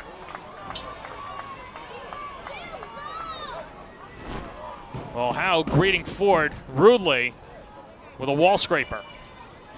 The Atlanta Smoke says, hey, we know that you have some power, New York Rise. So do we. Morgan Howe going with this pitch off the right center field wall. Slides in safely to second. Second extra base hit of the day for Howe. As Ford deals a first pitch ball to Jada Cody.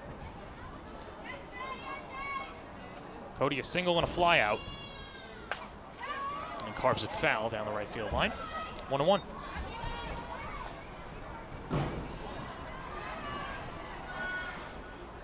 Whatever the pep talk was to Howe, or whatever those magic words were, have resonated from Tarvin to Howe. As that's going to go to the backstop, and that allows Howe to go to third. I think with softball, sometimes you just press too much, right? You have a lot of time to think, whether it's in the batter's box, whether it's on the field, and so sometimes you can get in your own head a little bit. You need other people to pull you out of it, and once you do, and once you start swinging and seeing that softball like a beach ball, things just start to relax a little bit more and you remember who you are.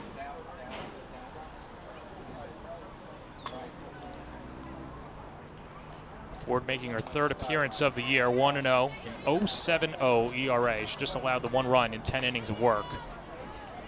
2 walks, 9 strikeouts, and behind in the count 2-1 to Cody.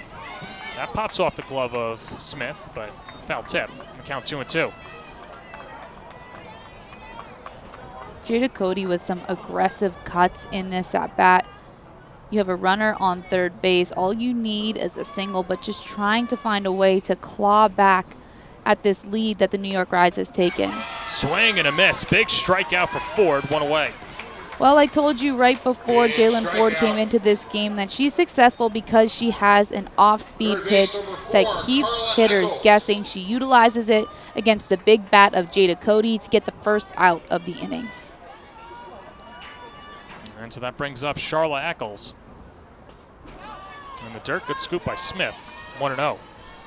You also need to have confidence in your battery mate when you have an off-speed pitch like Jalen Ford does, and for that reason that we just saw, McKenna Smith able to block that ball in the dirt to keep a run from scoring. Eccles goes around, and the count 1-1. Smith wanted to check on that and didn't even need it. Ford with pinpoint control.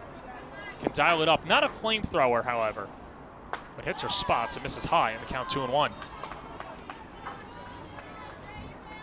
At this level especially, it helps if you have speed, don't get me wrong. But you also need to be able to spin it because you have to have that ball only in the strike zone for a split second with how good these hitters are. Remains in. It's popped over to short, and Laird hauls it in for the second out. Well, right on cue, Maria, like you said. She spun it, came in on the hands on Eckel, and a weak pop out to Laird. Left fielder, and that's number 9, really hard, especially when she's bringing it inside on you. You can't get a barrel to it. You get it on that low, small part of the bat between the handle and the barrel. Nothing usually good comes of that. Chin music to Malloy. Ducks out of the way, and the count 1-0. Well, now the infield can play back. Malloy 1 for 1 with a walk and an infield single. Trying to get on base and get the tying run to the plate. Rolled foul, 1-1. Jalen Ford not afraid to attack hitters either. She goes right at them in the strike zone. If she misses on that first pitch, you can almost guarantee she'll have it in there on the second one. And that just comes with years of experience as a pitcher at the highest level. 1-1 on the way. Swing and a miss. Ford dialing it up, and the count is 1-2. She dialed it up, but she also just had pinpoint location. You see it's a little bit of a screwball that started lower and rose away from Kiki Malloy. 1-2. On the hands it hit her. And I think it caught the elbow guard, and Malloy on it first. Second base, number She 51, seems to be okay, Maddie smiling over Grimm. there at first base. Let's see where it got her. Yeah, looks like on that arm guard. So here is the potential tying run in Maddie Grimm. It's hit by a pitch and grounded out against Allie Light. Whips through a first pitch drop ball, 0-1. How about the movement on that pitch? Allie Light went the first 4 innings, gave up 2 runs in the first, but threw up 3 goose eggs afterwards. 0-1, 0-2. Jalen Ford gets that strike because of McKenna Smith. She moves her body to the outside part of the plate so that her glove can come back over the plate to make it 0-2. Grimm looking for her first hit of the year. That pitch is inside. Smith fires down to first, not in time. A little hesitancy from Smith. I don't think Spade was expecting the throw there. Well, Kiki Malloy took a big lead over at first, and McKenna Smith, being smart, knows that she just has to find a way to get an out if the runner is going to try to take second. You're up by 3 runs, get an out and get yourself out of the inning. It's a 1-2, upstairs. I'd like to see Jalen Ford go back to that low drop ball that she threw in the first pitch of this at-bat. She just went with some chin music on the last 2 pitches, changed the plane in the eye of the batter. Right foul, we'll do it again. I'll take an outside pitch too. You go up and in, I'll take it away. I'll be interested to see what she does on this one.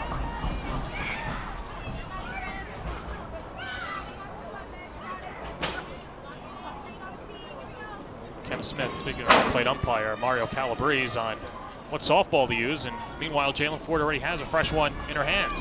2 balls, 2 strikes, 2 outs. Runners on the corners in a 5-2 game. Upstairs again.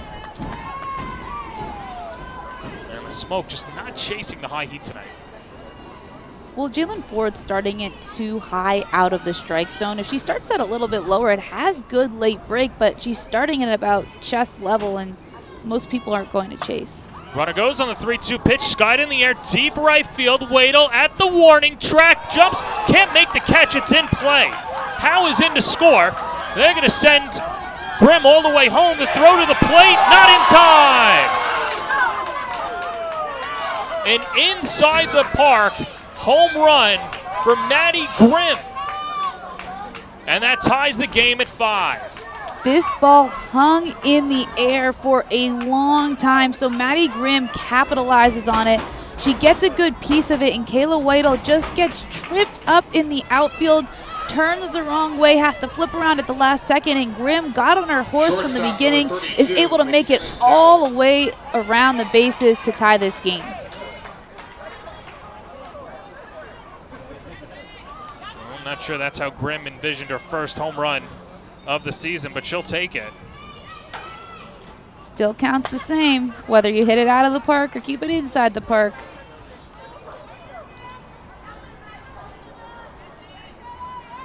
And so here's McKenna Dowell. And Allie Light will be stuck with the no decision tonight. Ford ahead in the count, 1-2.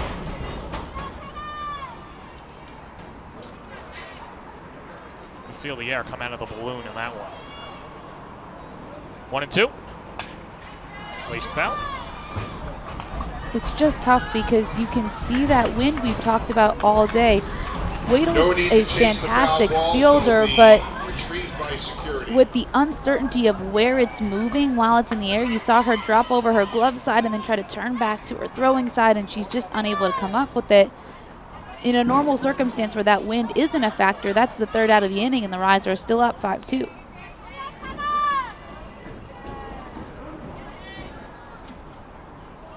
One, two. And pop foul again.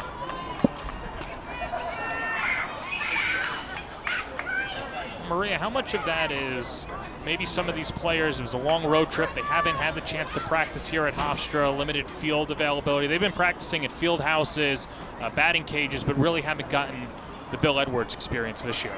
I don't even know if it's necessarily the field. I think if it was a situation where playing the ball off the wall, that's a little bit different because every wall plays differently, but I think it's more so just, as you said, they hit the ground running, they're on the road a ton. How many reps are you actually getting in before you, 1, start the season, and 2, once you start playing games, you're playing the games. And so I think it becomes a little difficult, especially if you're not coming right off your college season.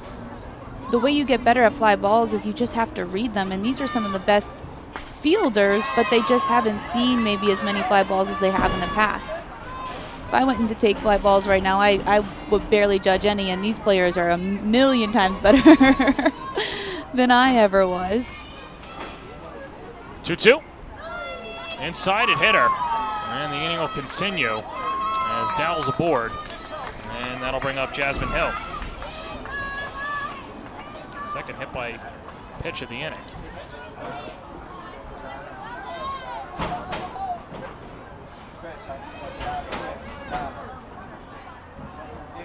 And looks like we'll get a pinch hitter here for Atlanta.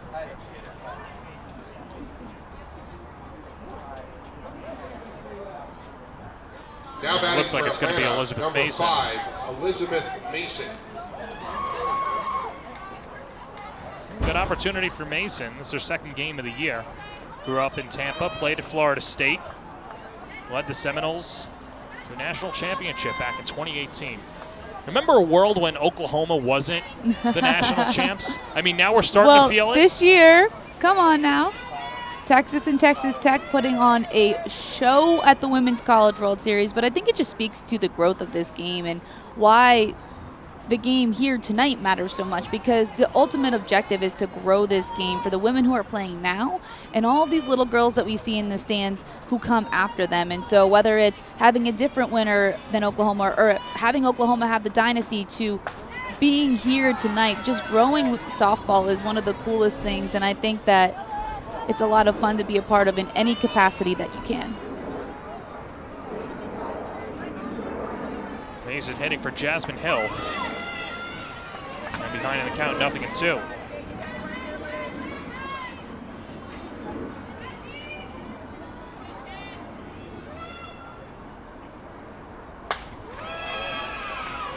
One and two.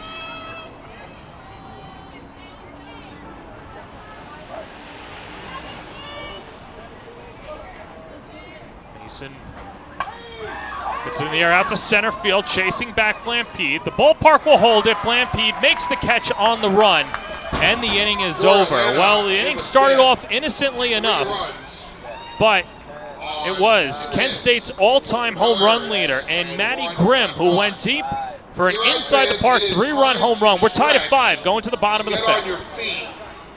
Since 2009, Jen Schroe Catching has been training the game's best catchers. From Olympians to national champions, Jen Schroe Catching is the #1 training source for softball catchers worldwide. Train with the best to become the best. Book a lesson today at jenschroecatching.com. At Just Bats, our business strategy is simple. Get the perfect bat for you on time, every time, exactly as you promised. We not only provide you with the baseball bats and softball bats, but we also provide you with a winning experience and a promise like nobody else. Free shipping both ways, expert customer service, same-day shipping up until 7 p.m. Central Standard Time, on time, every time, exactly as promised at Just Bats. With proven day programs, routines, and expert coaching, Camwood Elite is the one-stop shop to improve your game or pick up some of the elite equipment in the nation. From pro-grade game bats to elite training, check out camwoodbats.com today.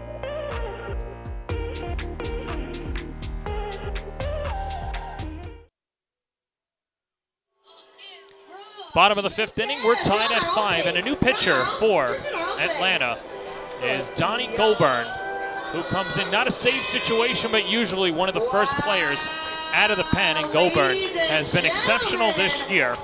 As Goburn 1-0, has not given up a run in 6 innings of work. This is her 3rd appearance of the year. Well, as you said, she does a great job coming in these relief situations, and that's why the smoke goes to her right here. She has that rise ball that just spins John like no other, and she can start it at different levels, whether it's at the ankles and rising it into the zone or starting it at the belly button and rising it out of the zone. And so hitters have to figure out which pitches they're going to hit and either zone down. So if it's that high, you lay off of it, or just swinging at her other stuff that maybe doesn't move quite as much. So Kat Tarvin going with her flamethrowers in game 1 of 3. And of course, we'll have all of your home games on the All Women's Sports Network this season. And after this, we've got a pair on July 8th and 9th when the Florida Vibe come to town. Vibe knocking off Orlando tonight, 1-0. Cameron Greenwood with an RBI single in the bottom of the 6th inning. Well, Florida, a stacked team as well. They've kind of been the running road show with New York, OKC, starting the year off in Kansas City, trying to build a program over there and a professional team. And it's great to see what they're doing for Florida as well, as Sammy Williams pours it foul, 1-1.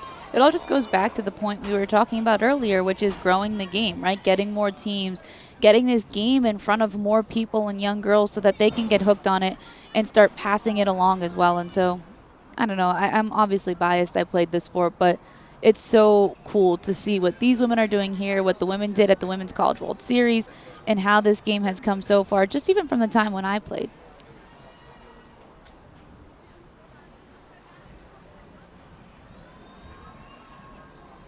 Well, here's Sammy Williams, 1-for-1 with a walk. It'll be Sammy Williams, Kayla Wadle, and Alex Brown, 8-9-1 in the home half of the 5th inning against Goburn. Swings and misses through a rise in the count 1-2.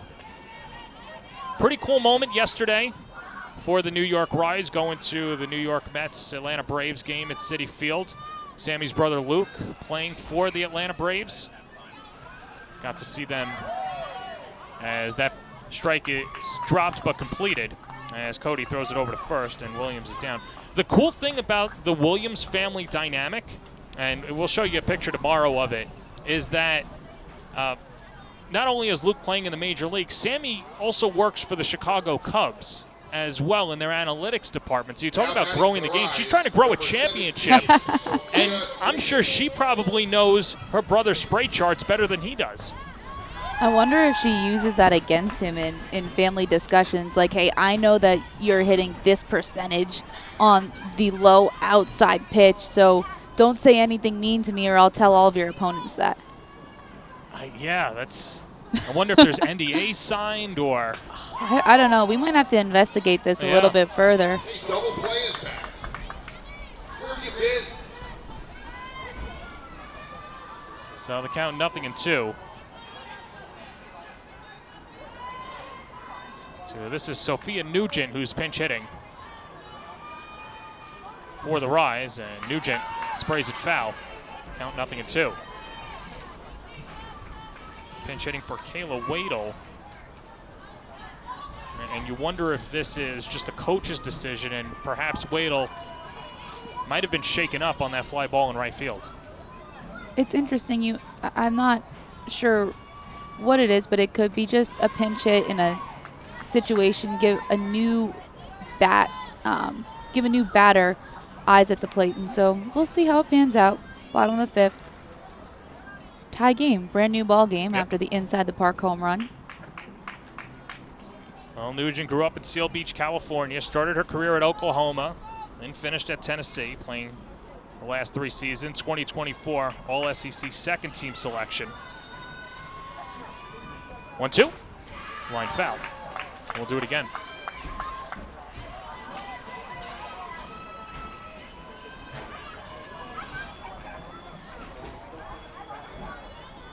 Nugent might be the most popular player on the New York Rise social media channel.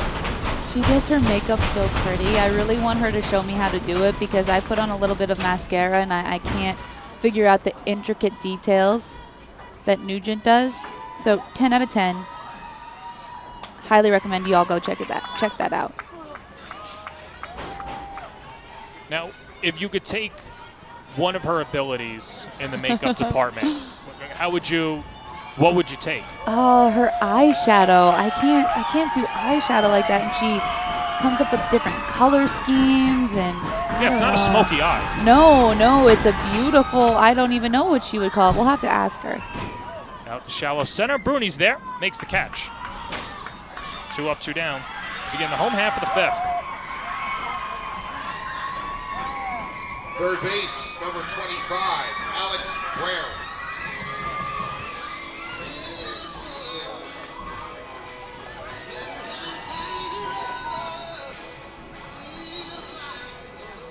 I'm not sure if you picked it up on the last fly ball with Bruni, but I don't know if that was all natural or not. She kind of put her hands out as if she might have had a little difficulty getting the fly ball, or maybe that's just me. I don't know. I'd have to go back and watch a replay on it one more time. I just wonder about the depth perception and maybe just the lights playing here. It's not as if these players are playing their first night games at all this season, but first time playing here could be an issue there. Brown serves it the other way, out to deep left center. Bruni and Malloy is there to make the catch, and Donnie Goburn comes on, and Donnie Goburn does what she does best, the flamethrower, coming on and getting a 1-2-3 inning for the Atlanta Smoke, as we're through 5 in a 5-5 game. And Smoke looking to rally when we come back. Conveniently located in Rockville Center, Frank's Steaks is a refined but casual, authentic New York steakhouse on Long Island. Since it opened 40 years ago, Frank's Steaks has been committed to serving high-quality prime cuts of beef in a timeless New York atmosphere with a friendly, attentive waitstaff. It's this obsessive dedication to our craft that has led Frank Steaks to becoming the local destination for special dinners and celebrations. AZ Gloveman is Casa Grande, Arizona's quality leather sporting goods provider. Softball, baseball, batting gloves, and more. AZ Gloveman caters to men's and women's slow-pitch softball markets throughout the United States. Build your dream glove today at azgloveman.com. Since 2009, Jen Schroe Catching has been training the game's best catchers. From Olympians to national champions, Jen Schroe Catching is the #1 training source for softball catchers worldwide. Train with the best to become the best. Book a lesson today at jenschroecatching.com.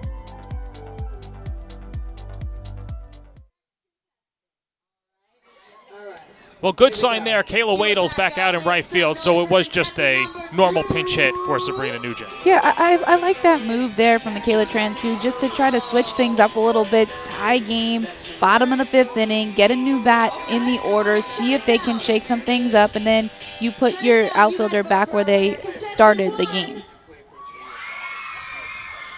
Or contestant 2.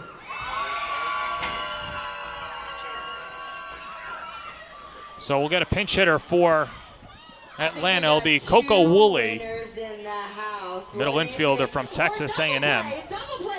And Woolley from LaPorte, Texas. We got 2 winners tonight. Make some noise for incredible girls. I think we're waiting for our in-house entertainment to start the 6th inning. Now batting for Atlanta, number 3. And now we're all set. We're ready to go. How about the in-house entertainment here, though? 10 out of 10. I'm with you. Good to have the gang back together. I know, I was giving everybody hugs today. It's been a year since we've seen everyone. So you had to shoo a few autograph seekers away from you, too. I think you're lying about that one. It but was, you that's a said. good joke. Said eyes on the prize. Big tribal piece is back. I'm not sure that's what they said, but you know what?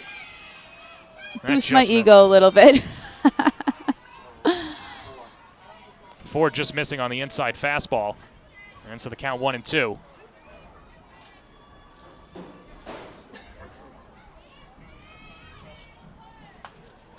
Woolley jams it foul. That's a hard pitch to hit if you're a left-handed slapper. That screwball coming in from the left-handed pitcher on your hands. Jalen Ford going with that pitch, and I think it's a good decision. 1-2. On the outside corner, got her looking.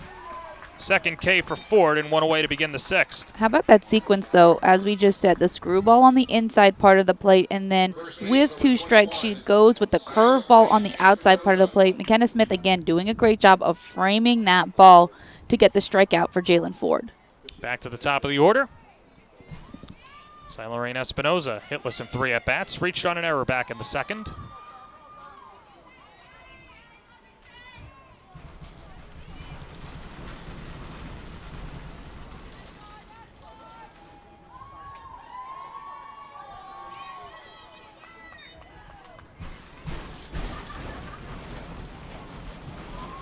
The stands are shaking here with all of the fans in the crowd. And double play once again, rallying them right behind our scoreboard. 1-1. And that misses inside 2-1. Cool thing about double play is that he travels with the team. Yes, he does. And I've heard that there is supposed to be a birthday celebration. So for the fans that have not purchased tickets yet, you're going to want to come to that. Some pretty cool pro mascots that'll be here. When is Double Play's birthday? Well, now that's a good question. Oh. I think we're still learning. There's a lot we're learning about double play. Oh, okay. Interesting. We'll do a full screen graphic on that maybe next game. His whole bio, his origin story. But I don't know how we're going to figure it out if he can't talk.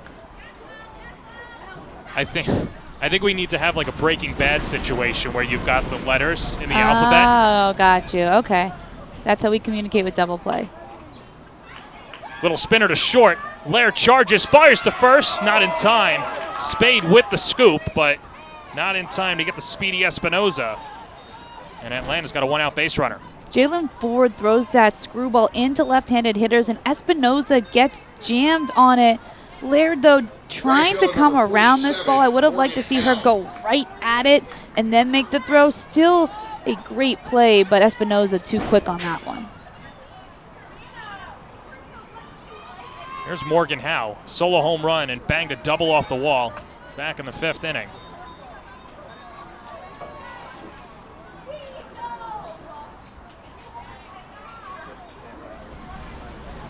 It's been a good duel between Howe and Spade offensively for both teams. She goes the other way, out to left. Treeweiler hauls it in, 2 down. I think that was just more proof of the wins, because off the bat I thought, oh, that might be another double in the gap, and then Treeweiler just comes in and catches a routine fly ball. And so I'm going to go out there, I'm going to pick up some grass after this game, I'm going to throw it in the air, because my former outfielder instincts are telling me there's something spinning right now here in New York.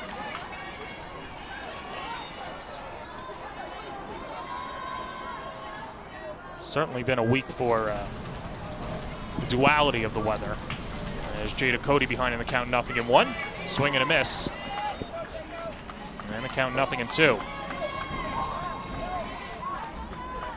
Cody a single back in the 1st, a fly out in the 2nd, a strikeout in the 5th.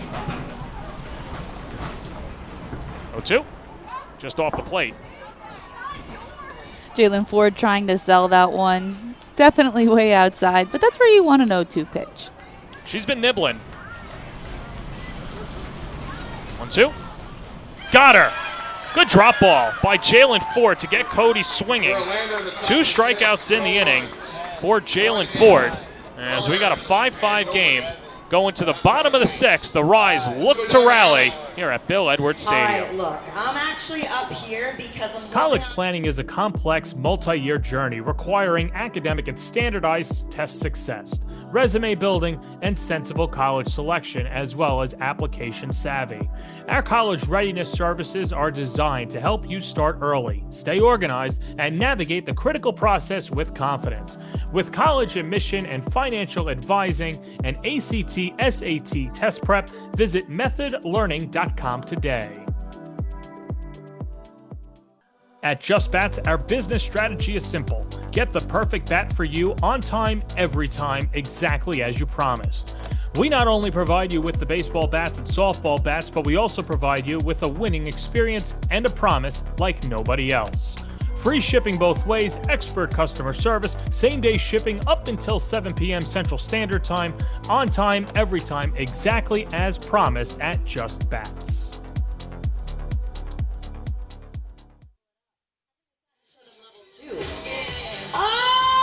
Back here in the bottom of the 6th, double play breaking it down. And there's a prize that he's got in his hand, too. I think that's available at the merch station, too. You can have your own double play mascot at home. Well, I think what they have to do is imitate double plays moves, and there's different levels for each move. And so, oh, John, I think you should try to imitate that move up here in the booth. I can't get back up if I do that. But how about this young fan here in the jersey, all the way on the left, the number 12? Yeah. She had it. Oh, she did. Oh, there's some good competition here. I don't know who double play is going to pick. He's deliberating right now. The winner is number 12. You think so? You think? Yeah. It was not number 12. You were wrong. That's fixed. I'm writing to my congressman right now. That's an injustice. We need to pull that clip for social media and see what social media tells us who was the winner of the double play contest. She did the worm from the right pole behind the plate all the way to the center pole. I wish you would have given us a better play-by-play of that. That's your job. I know, I'm rusty. It's First all right. game for me, too, of the summer. All right, we're getting back into it. We'll be great by the 3rd game. Jenna Laird starts it off for the Rise. And ahead in the count, 2-0.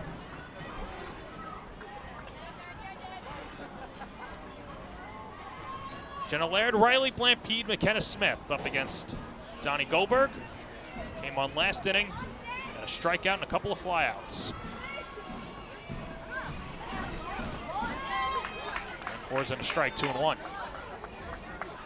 Well, that's how Donnie Goburn gets you to miss and gets you to make out is she spins that rise ball, so you're either striking out or popping out. That barrel is fluttering underneath the ball. There's a lot of spin on it, and on the flip side, because there's a lot of spin, sometimes it spins out of the zone, which is why Jenna Laird is ahead 3-1 in this count. Trying to get on base, the speedster swings and misses at a rise, 3-2. That pitch is so hard to lay off of. Did you see where it started? Right at Laird's belly button, and then it jumps, and by the time Laird swings, it's over the top of her bat because of the late break.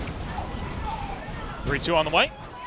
Lays off ball 4, and the leadoff hitter's aboard. And just what the doctor ordered for the rise. Now you can do a couple of things with Laird on base. That's the discipline, though, from Jenna Laird. That pitch before she swung at was the same one she took for ball 4. You have to have the discipline knowing that if that ball is belly button or up, you're laying off it. If it's belly button or down, you can take a hack at it. It's called zoning down. Blampede whacks the first pitch into the netting behind the plate, 0-1. It's tough here. It's a tie game, bottom of the 6th inning. You might think about sacrifice bunting here, but to the point of Donnie Go-Byrne's rise ball, that's one of the most difficult pitches to hit because of the spin and trying to stay on top of it. So I see why Coach Transu maybe says in this situation, I'm going to let her swing away. Well, Blampede will walk, a strikeout, and a pop-out in 3 at-bats.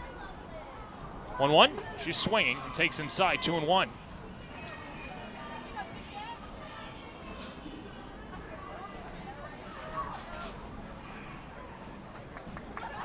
Prime opportunity for the rise, looking to pull in front.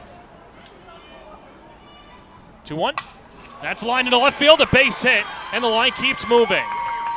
Laird into second as Malloy lobs it back in. And a prime opportunity for the rise. Here comes McKenna Smith. Catcher, number 21. You have to stay on top of the rise ball. That one is a little bit flat. Good piece of hitting by Riley Blampede to stay on top. What do you think? Smith double to right back in the second. Lays off the high pitch and the count 1-0. Jada Cody knows how important this moment is, especially against a hitter like McKenna Smith. And so I think she's going out there to talk to Donnie Go-Byrne just to say, hey, let's throw strikes. Let's try to get ahead of this thing right here because we definitely don't want to try to battle back by multiple runs as opposed to maybe 0 or 1 heading into the top of the 7th. Smith has come in clutch time and time again for the rise last season. Trying to do so now. 1-0. 1-1.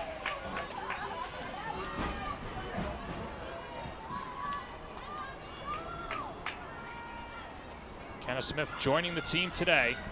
And the 1-1 foul back. And the count 1-2.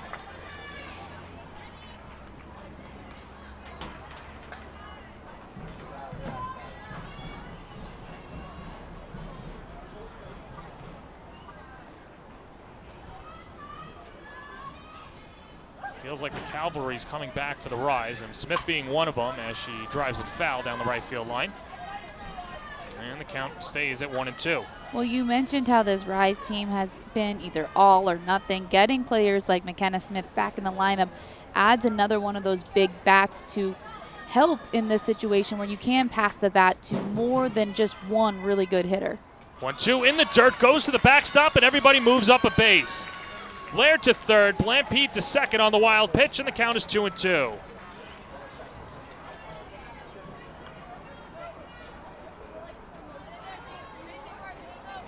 That was a tough ball for the catcher Cody to keep in front.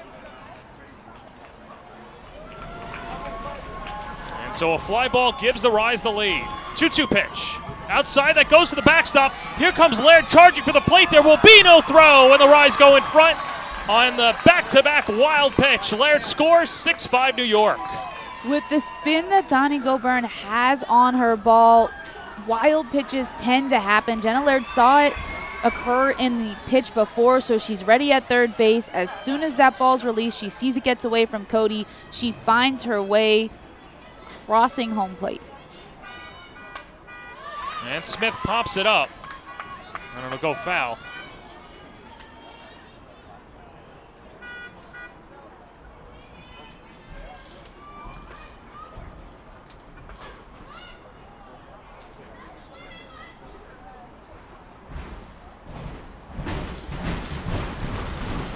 Your attention, please. Please get off the platform in center field.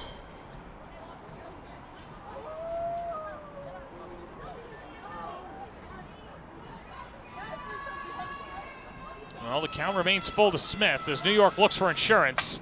And Smith drives it into center field. Bruni's there, makes the catch. Tagging at third is Blampede. She will score. It's a sacrifice fly for McKenna Smith. 7-5 rise. Good piece of hitting by McKenna Smith, but how about this play from Anna Marie Bruni? This was laced right back up the middle. She takes a great drop step and then sticks her glove up at the last second, and that's how she's able to make that play. The designated player, number 28, Lauren Lucas. So here's Lauren Lucas, homered back in the fourth. Her and Carly Spade going back to back to make it a 5-2 game. Swings and misses at a 1-0 pitch. And the count 1-1.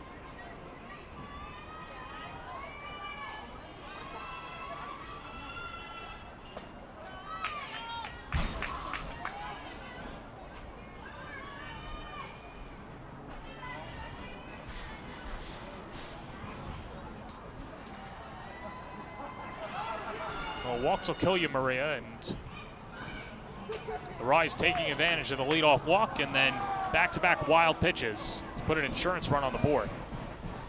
Well, we mentioned earlier in the game about quality at bats, right? And a walk is a quality at bat. I think everybody really wants to get up there and get a hit, but if you can work a deep count, if you can work a lot of pitches, it may result in a walk. It may result in a hard line drive like McKenna Smith did. And I think that that's how you win softball games, because you need a team to win a game. And so a team wins a game by having good at bats, by passing the bat, and then when you have runners in scoring position, executing in those moments.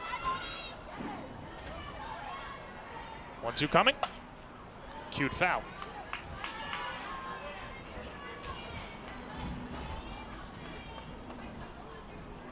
And they've scored in a variety of ways. We've talked about the back-to-back jacks, and then you have the last way that this run was generated with some walks, some wild pitches, and then a sacrifice fly. And so I think that is a telltale sign of a strong offense when you can have people scoring runs in a variety of ways. Lucas chases the high heat and goes down for the third Go-Burn strikeout. And 2 away, and that'll bring up Carly Spade. That's the danger of Donnie Go-Burn's rise ball. It looks so good, and not only does it look so good, it spins so much, and it has some pop behind it as well. Spade a triple away from the cycle. 1-0.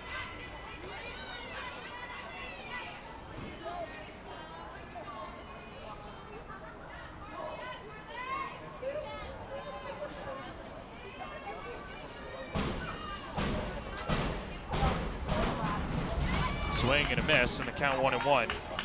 Spade smiling because she knows, oh, I fell victim to chasing that rise ball as well.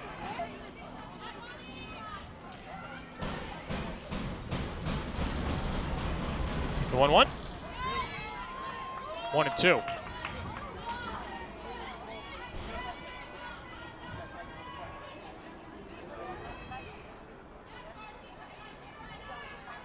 Jayla Ford will have a work cut out for her.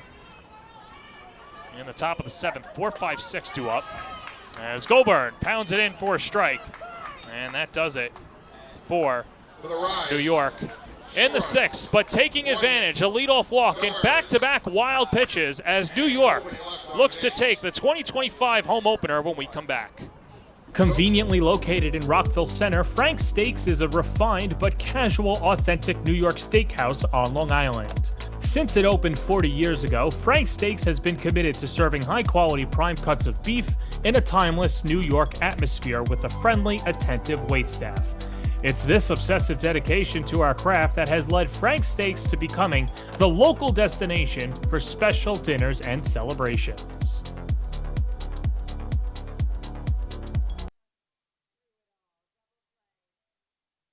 Since 2009, Jen Schroe Catching has been training the game's best catchers. From Olympians to national champions, Jen Schroe Catching is the #1 training source for softball catchers worldwide.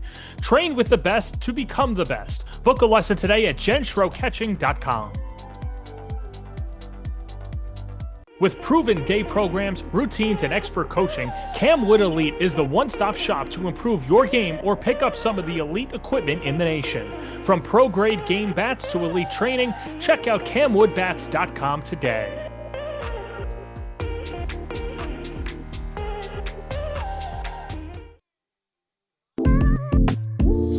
Summer night in New York City, Bryant Park. Some ping pong, some chess, and a 7-5 lead for the Rise. 3 outs away from taking the 2025 home opener. She's Maria Tribal Peace. I'm John Perez. That is Jalen Ford looking for the final 3 outs of the night. She had a good outing in that last inning because of the screwball to the inside part of the plate on left-handed hitters. She sets them up on the inside and then goes away once she gets 2 strikes. She's also been utilizing that off-speed pitch as well, and so these Atlanta hitters need to pick which speed they're sitting when they come to the plate in this 7th inning. Charlotte Eccles, Kiki Malloy, and Maddie Grimm due up against Ford. And for Ford, you see the side is trying to compose herself. Taking a deep breath. Leading off for Atlanta, third base number 4, Carla Eccles.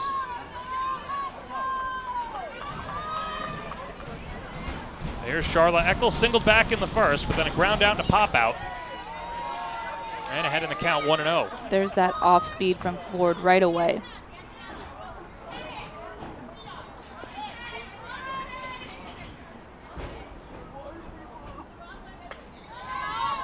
And she stays upstairs. On to let her high rise in the count, 2-0.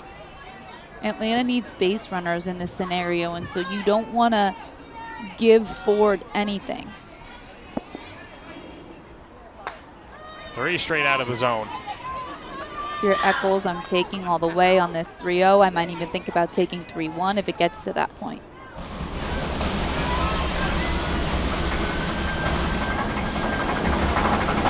Nobody warming up in the New York bullpen so far. Ford just looking for strike 1. Doesn't get it there. A 4-pitch walk to begin the 7th.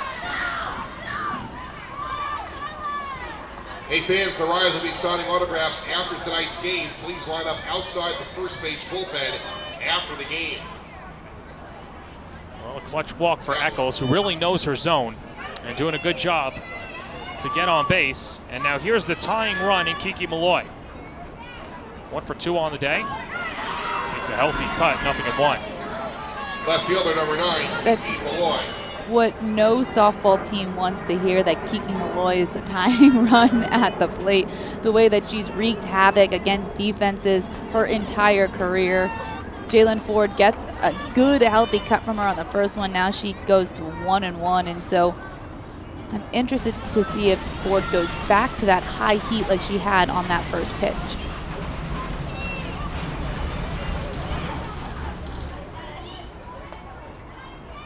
One. Chopped on the ground at third. Brown goes to second for 1. Williams the turn, not in time. It skips past the first baseman, Spade. Smith will apply the tag anyway, but no out rewarded. They get the lead runner in Eccles at second, and there's 1 away. Malloy hits this ball hard, and the Rise try to turn 2, but Kiki Malloy just too fast. That's a really big play, though, to get that lead runner. And so that'll bring up Maddie Grimm. Her inside the park 3-run home run tied the game at 5 back in the 5th inning. Big swing and a miss, 0-1.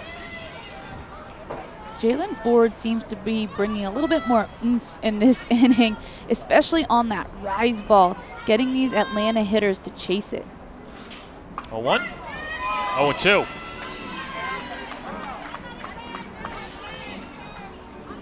Or does she go back to the rise? Does she work that off speed? See, that as a hitter, you're really guessing in this scenario. 0-2. That's cracked in the air, deep right field. Forget it. Tie ball game. A 2-run home run for Maddie Grimm. Her second long ball of the night ties the game at 7.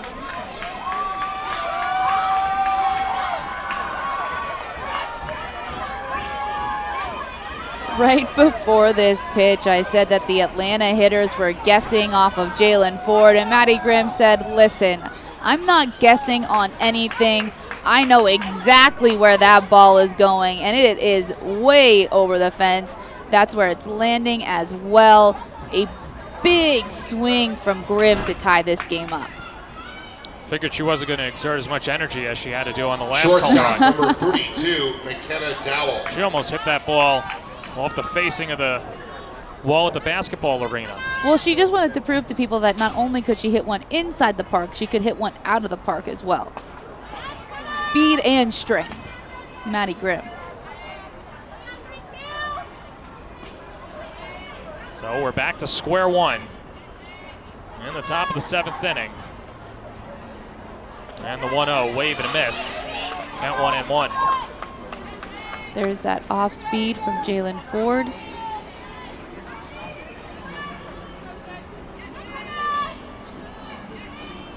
Kennedal will walk, a hit by pitch, and a flyout in 3 plate appearances. And that hit her.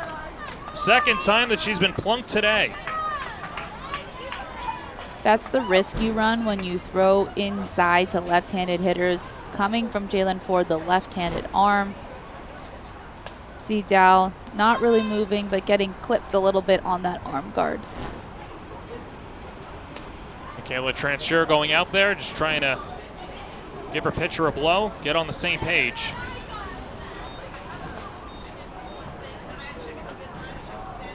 And so, what do you think Transue is telling Ford here?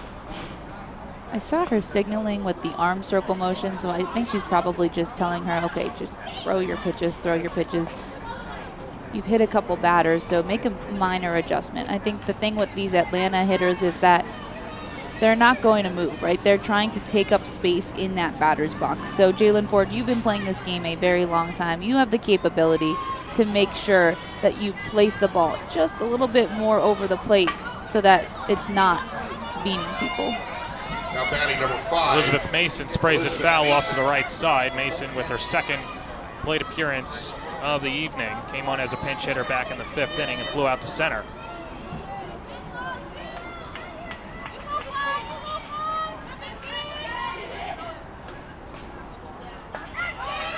And the Seminole takes right down the plate. And the count 0-2.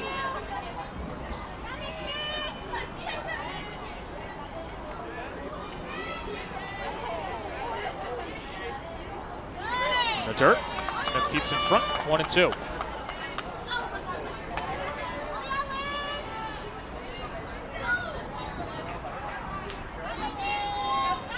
No quit in this Smoke team. 1-2. And on the ground left side, Laird keeps it in front of her and everybody's safe. That would have been a tough play for Laird anyway, and the Smoke just continued to keep the line moving. Even if Laird feels that cleanly, I don't think she has a play at either base. It was hit too deep in the hole. Does a good job of ranging for it, but gets eaten up. So they're going to rule that an error. Regardless, Atlanta will take runners on first and second with one out. And a pinch hitter for the Smoke.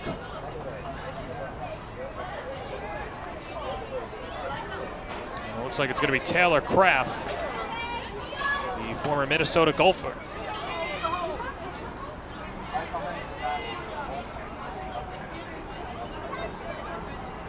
Kraft attacks the first pitch and lines it into left field, a base hit. Rounding third is Dowell, and she puts on the stop sign. As the throw's cut off and the bases are loaded. Pinch hit single for Kraft. That's a smart decision by Dow. You know that your team is starting to get on forward. You don't want to run yourselves out of a big inning. Keep passing the bat, going from base to base. That ball's right in front of her. She knows that she probably doesn't have a good chance of making it home. Silent Rain Espinoza, now the 7th batter of the inning. Infield comes in. And Ford misses low, 1-0. And the infield has to be in this scenario because it's a tie game, bases loaded. You want to get that force out at home, and so you tighten it up, both the middies and corners coming in. Swing and a miss, got her to chase upstairs. 1-1. That was some high heat from Jalen Ford. When she throws that rise ball, especially inside, hitters are having a hard time with it. 1-1 pitch. Swing and a miss. Good drop ball by Ford. 1-2. Well, she throws it hard up and in, and then she takes a few miles an hour off of it with that changeup. Espinoza not able to time up either of those pitches.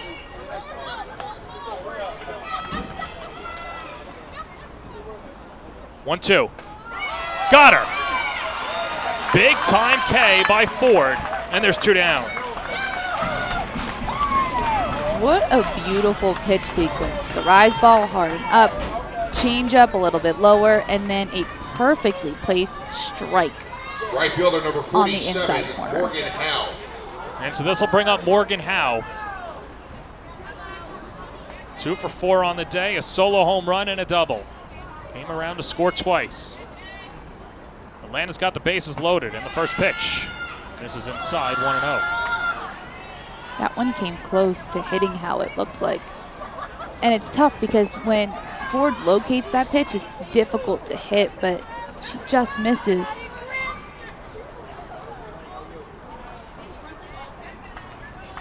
One out. Swing and a miss. There's that oomph you were talking about. It really is. I feel like she's gotten stronger as the game has gone on.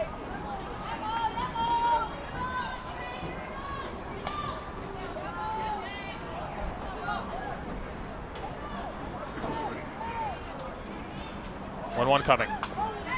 Just got a piece of it, and Ford a strike away from getting out of the inning. Maddie Grimm's 2-run home run ties the game at 7.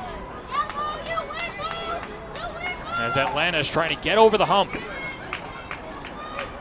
Morgan Howe had that conversation with Kat Tarvin, who showed her tape and said, hey, this is what you can be. And since then, she's responded with 3 home runs over her last 2 games and has a double to boot. 1 ball, 2 strikes, 2 outs. The pitch. Upstairs, 2-2.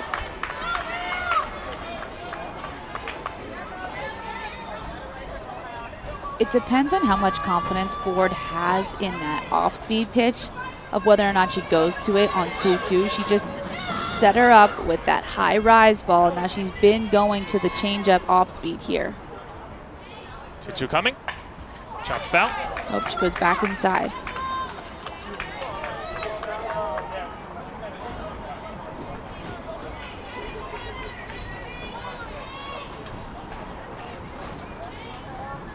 Kenna Dow at third, Elizabeth Mason at second, Taylor Craft on at first.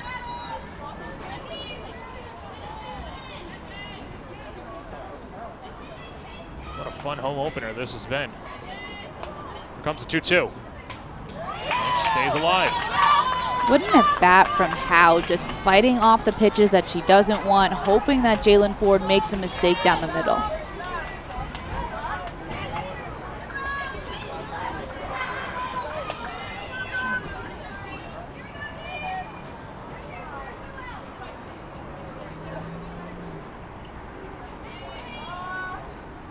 Two on the way from Ford. Struck her out.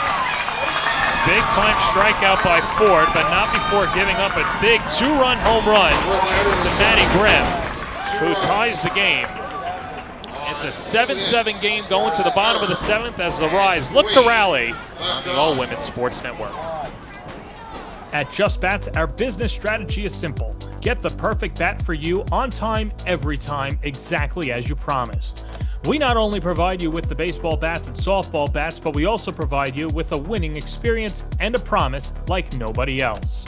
Free shipping both ways, expert customer service, same-day shipping up until 7 p.m. Central Standard Time, on time, every time, exactly as promised at Just Bats. College planning is a complex, multi-year journey requiring academic and standardized test success, resume building, and sensible college selection, as well as application savvy. Our college readiness services are designed to help you start early, stay organized, and navigate the critical process with confidence. With college admission and financial advising and ACT, SAT test prep, visit methodlearning.com today. AZ Gloveman is Casa Grande, Arizona's quality leather sporting goods provider. Softball, baseball, batting gloves, and more. AZ Gloveman caters to men's and women's slow-pitch softball markets throughout the United States. Build your dream glove today at azgloveman.com.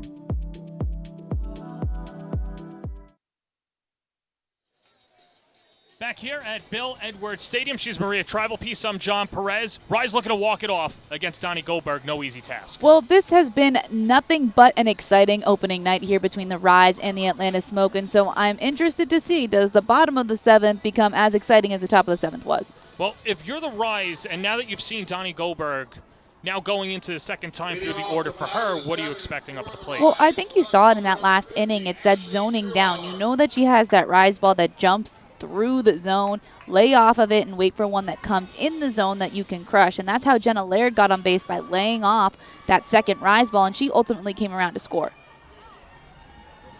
It'll be Ashley Treeweiler to lead it off. Attacks the first pitch, hits it right back to the circle, and Goburn fires over to first. 1 pitch, 1 out to begin the home half of the 7th. It's tough as a slapper. The one place that you don't want to hit the ball is to the pitcher, because that's almost a sure way to get out. Treeweiler doing a good job of chopping that ball into the dirt, but right back to Goburn on the mound.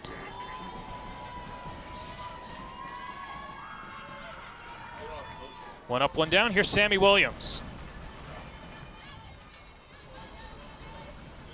1 for 2 with a walk and a strikeout. And Goburn just trying to get on the same page as Cody and might not be able to pick up the sign. They're smiling, trying to figure out, what are we going with on this next one? There we go.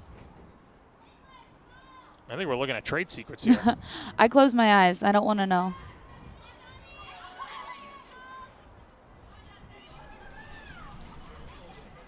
Well, Williams just trying to get on base. And the first pitch to the backstop, just a bit outside. 1-0. Well, that's what the Rise needs, base runners.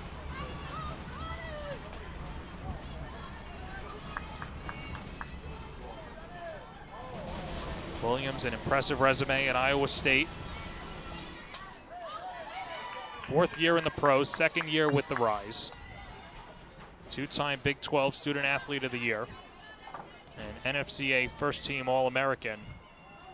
And a National Freshman of the Year.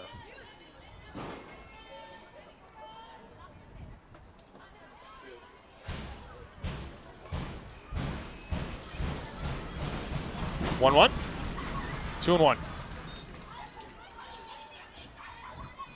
This is a great hitter's count for Sammy Williams. Goburn doesn't want to put any base runners on because that's the game-winning run. You have to think she's going to come at you. 2-1 popped up, foul territory. Espinoza gives it a look. And it clanks off the bleachers. 2-2.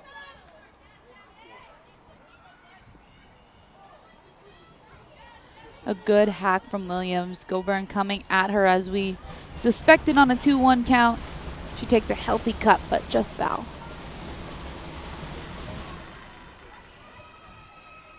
Two on the way. And that's driven in the air out to deep right field. Going back, Cal. It's gone! Sammy Williams wins it! A walk-off solo home run, and the Rise win the home opener 8-7. I asked you before this, John, will the bottom of the 7th inning be as exciting as the top half? And it seems the answer to that question is yes. Sammy Williams providing the excitement, providing the power, and coming up big for the New York Rise with the walk-off home run to win the game. Well, we were talking about facing Donnie Goldberg second time through, and Sammy Williams pounding it over the wall in right field. The 2-2 pitch, the rise ball that's just a little flat, and Sammy Williams says, I'm going to take this the opposite way and get on top of it. The arms go up because why not? You hit the game-winning home run in the home opener. So Sammy Williams playing the role of hero as she sends everybody home happy. And for Sammy Williams, a walk-off home run to give the Rise an 8-7 victory here at Bill Edwards Stadium. We're going to take a break. When we come back, we'll speak to our hero right here on the All Women's Sports Network.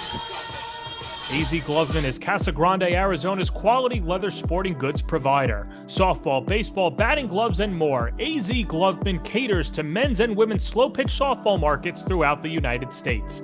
Build your dream glove today at azgloveman.com.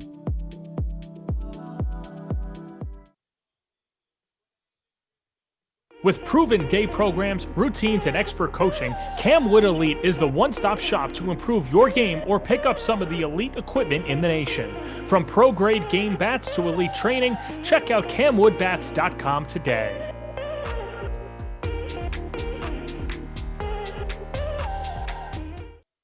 Conveniently located in Rockville Center, Frank's Steaks is a refined but casual, authentic New York steakhouse on Long Island. Since it opened 40 years ago, Frank's Steaks has been committed to serving high-quality prime cuts of beef in a timeless New York atmosphere with a friendly, attentive waitstaff. It's this obsessive dedication to our craft that has led Frank's Steaks to becoming the local destination for special dinners and celebrations. Since 2009, Jen Schroe Catching has been training the game's best catchers. From Olympians to national champions, Jen Schroe Catching is the #1 training source for softball catchers worldwide. Train with the best to become the best. Book a lesson today at jenschroecatching.com.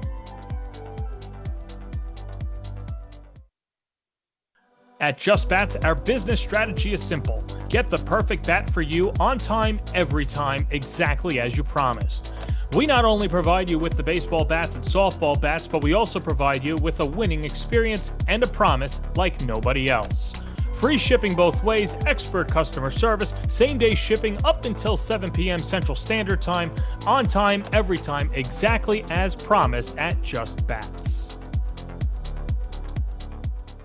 College planning is a complex, multi-year journey requiring academic and standardized test success, resume building, and sensible college selection, as well as application savvy. Our college readiness services are designed to help you start early, stay organized, and navigate the critical process with confidence. With college admission and financial advising and ACT, SAT test prep, visit methodlearning.com today.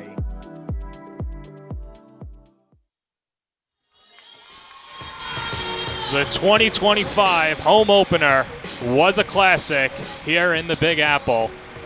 And here at Bill Edwards Stadium, we're here with our hero, Sammy Williams, a walk-off solo home run. Sammy, take us through that final at-bat.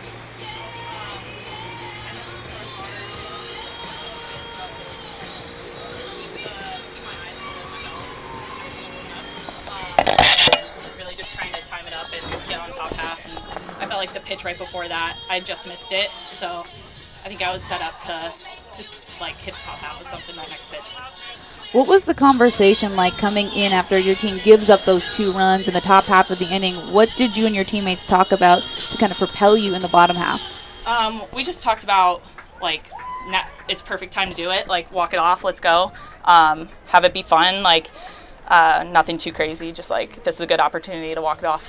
I'm going to switch mics with you for a second, if that's cool. No problem. A little behind the scenes, but Sammy, take me through the ride that you've had with the Rise so far. You were the first player signed by this team. had to wait for all your teammates. Now second year through, you get the walk-off. But what has it been like to put this team together and just be a part of it every summer? Yeah, I think one thing that is always like constant with this team is like the people are great. Everyone is a great teammate, and like that's something I always look forward to. The past 2 years is just like it's so fun to play with this team on the field.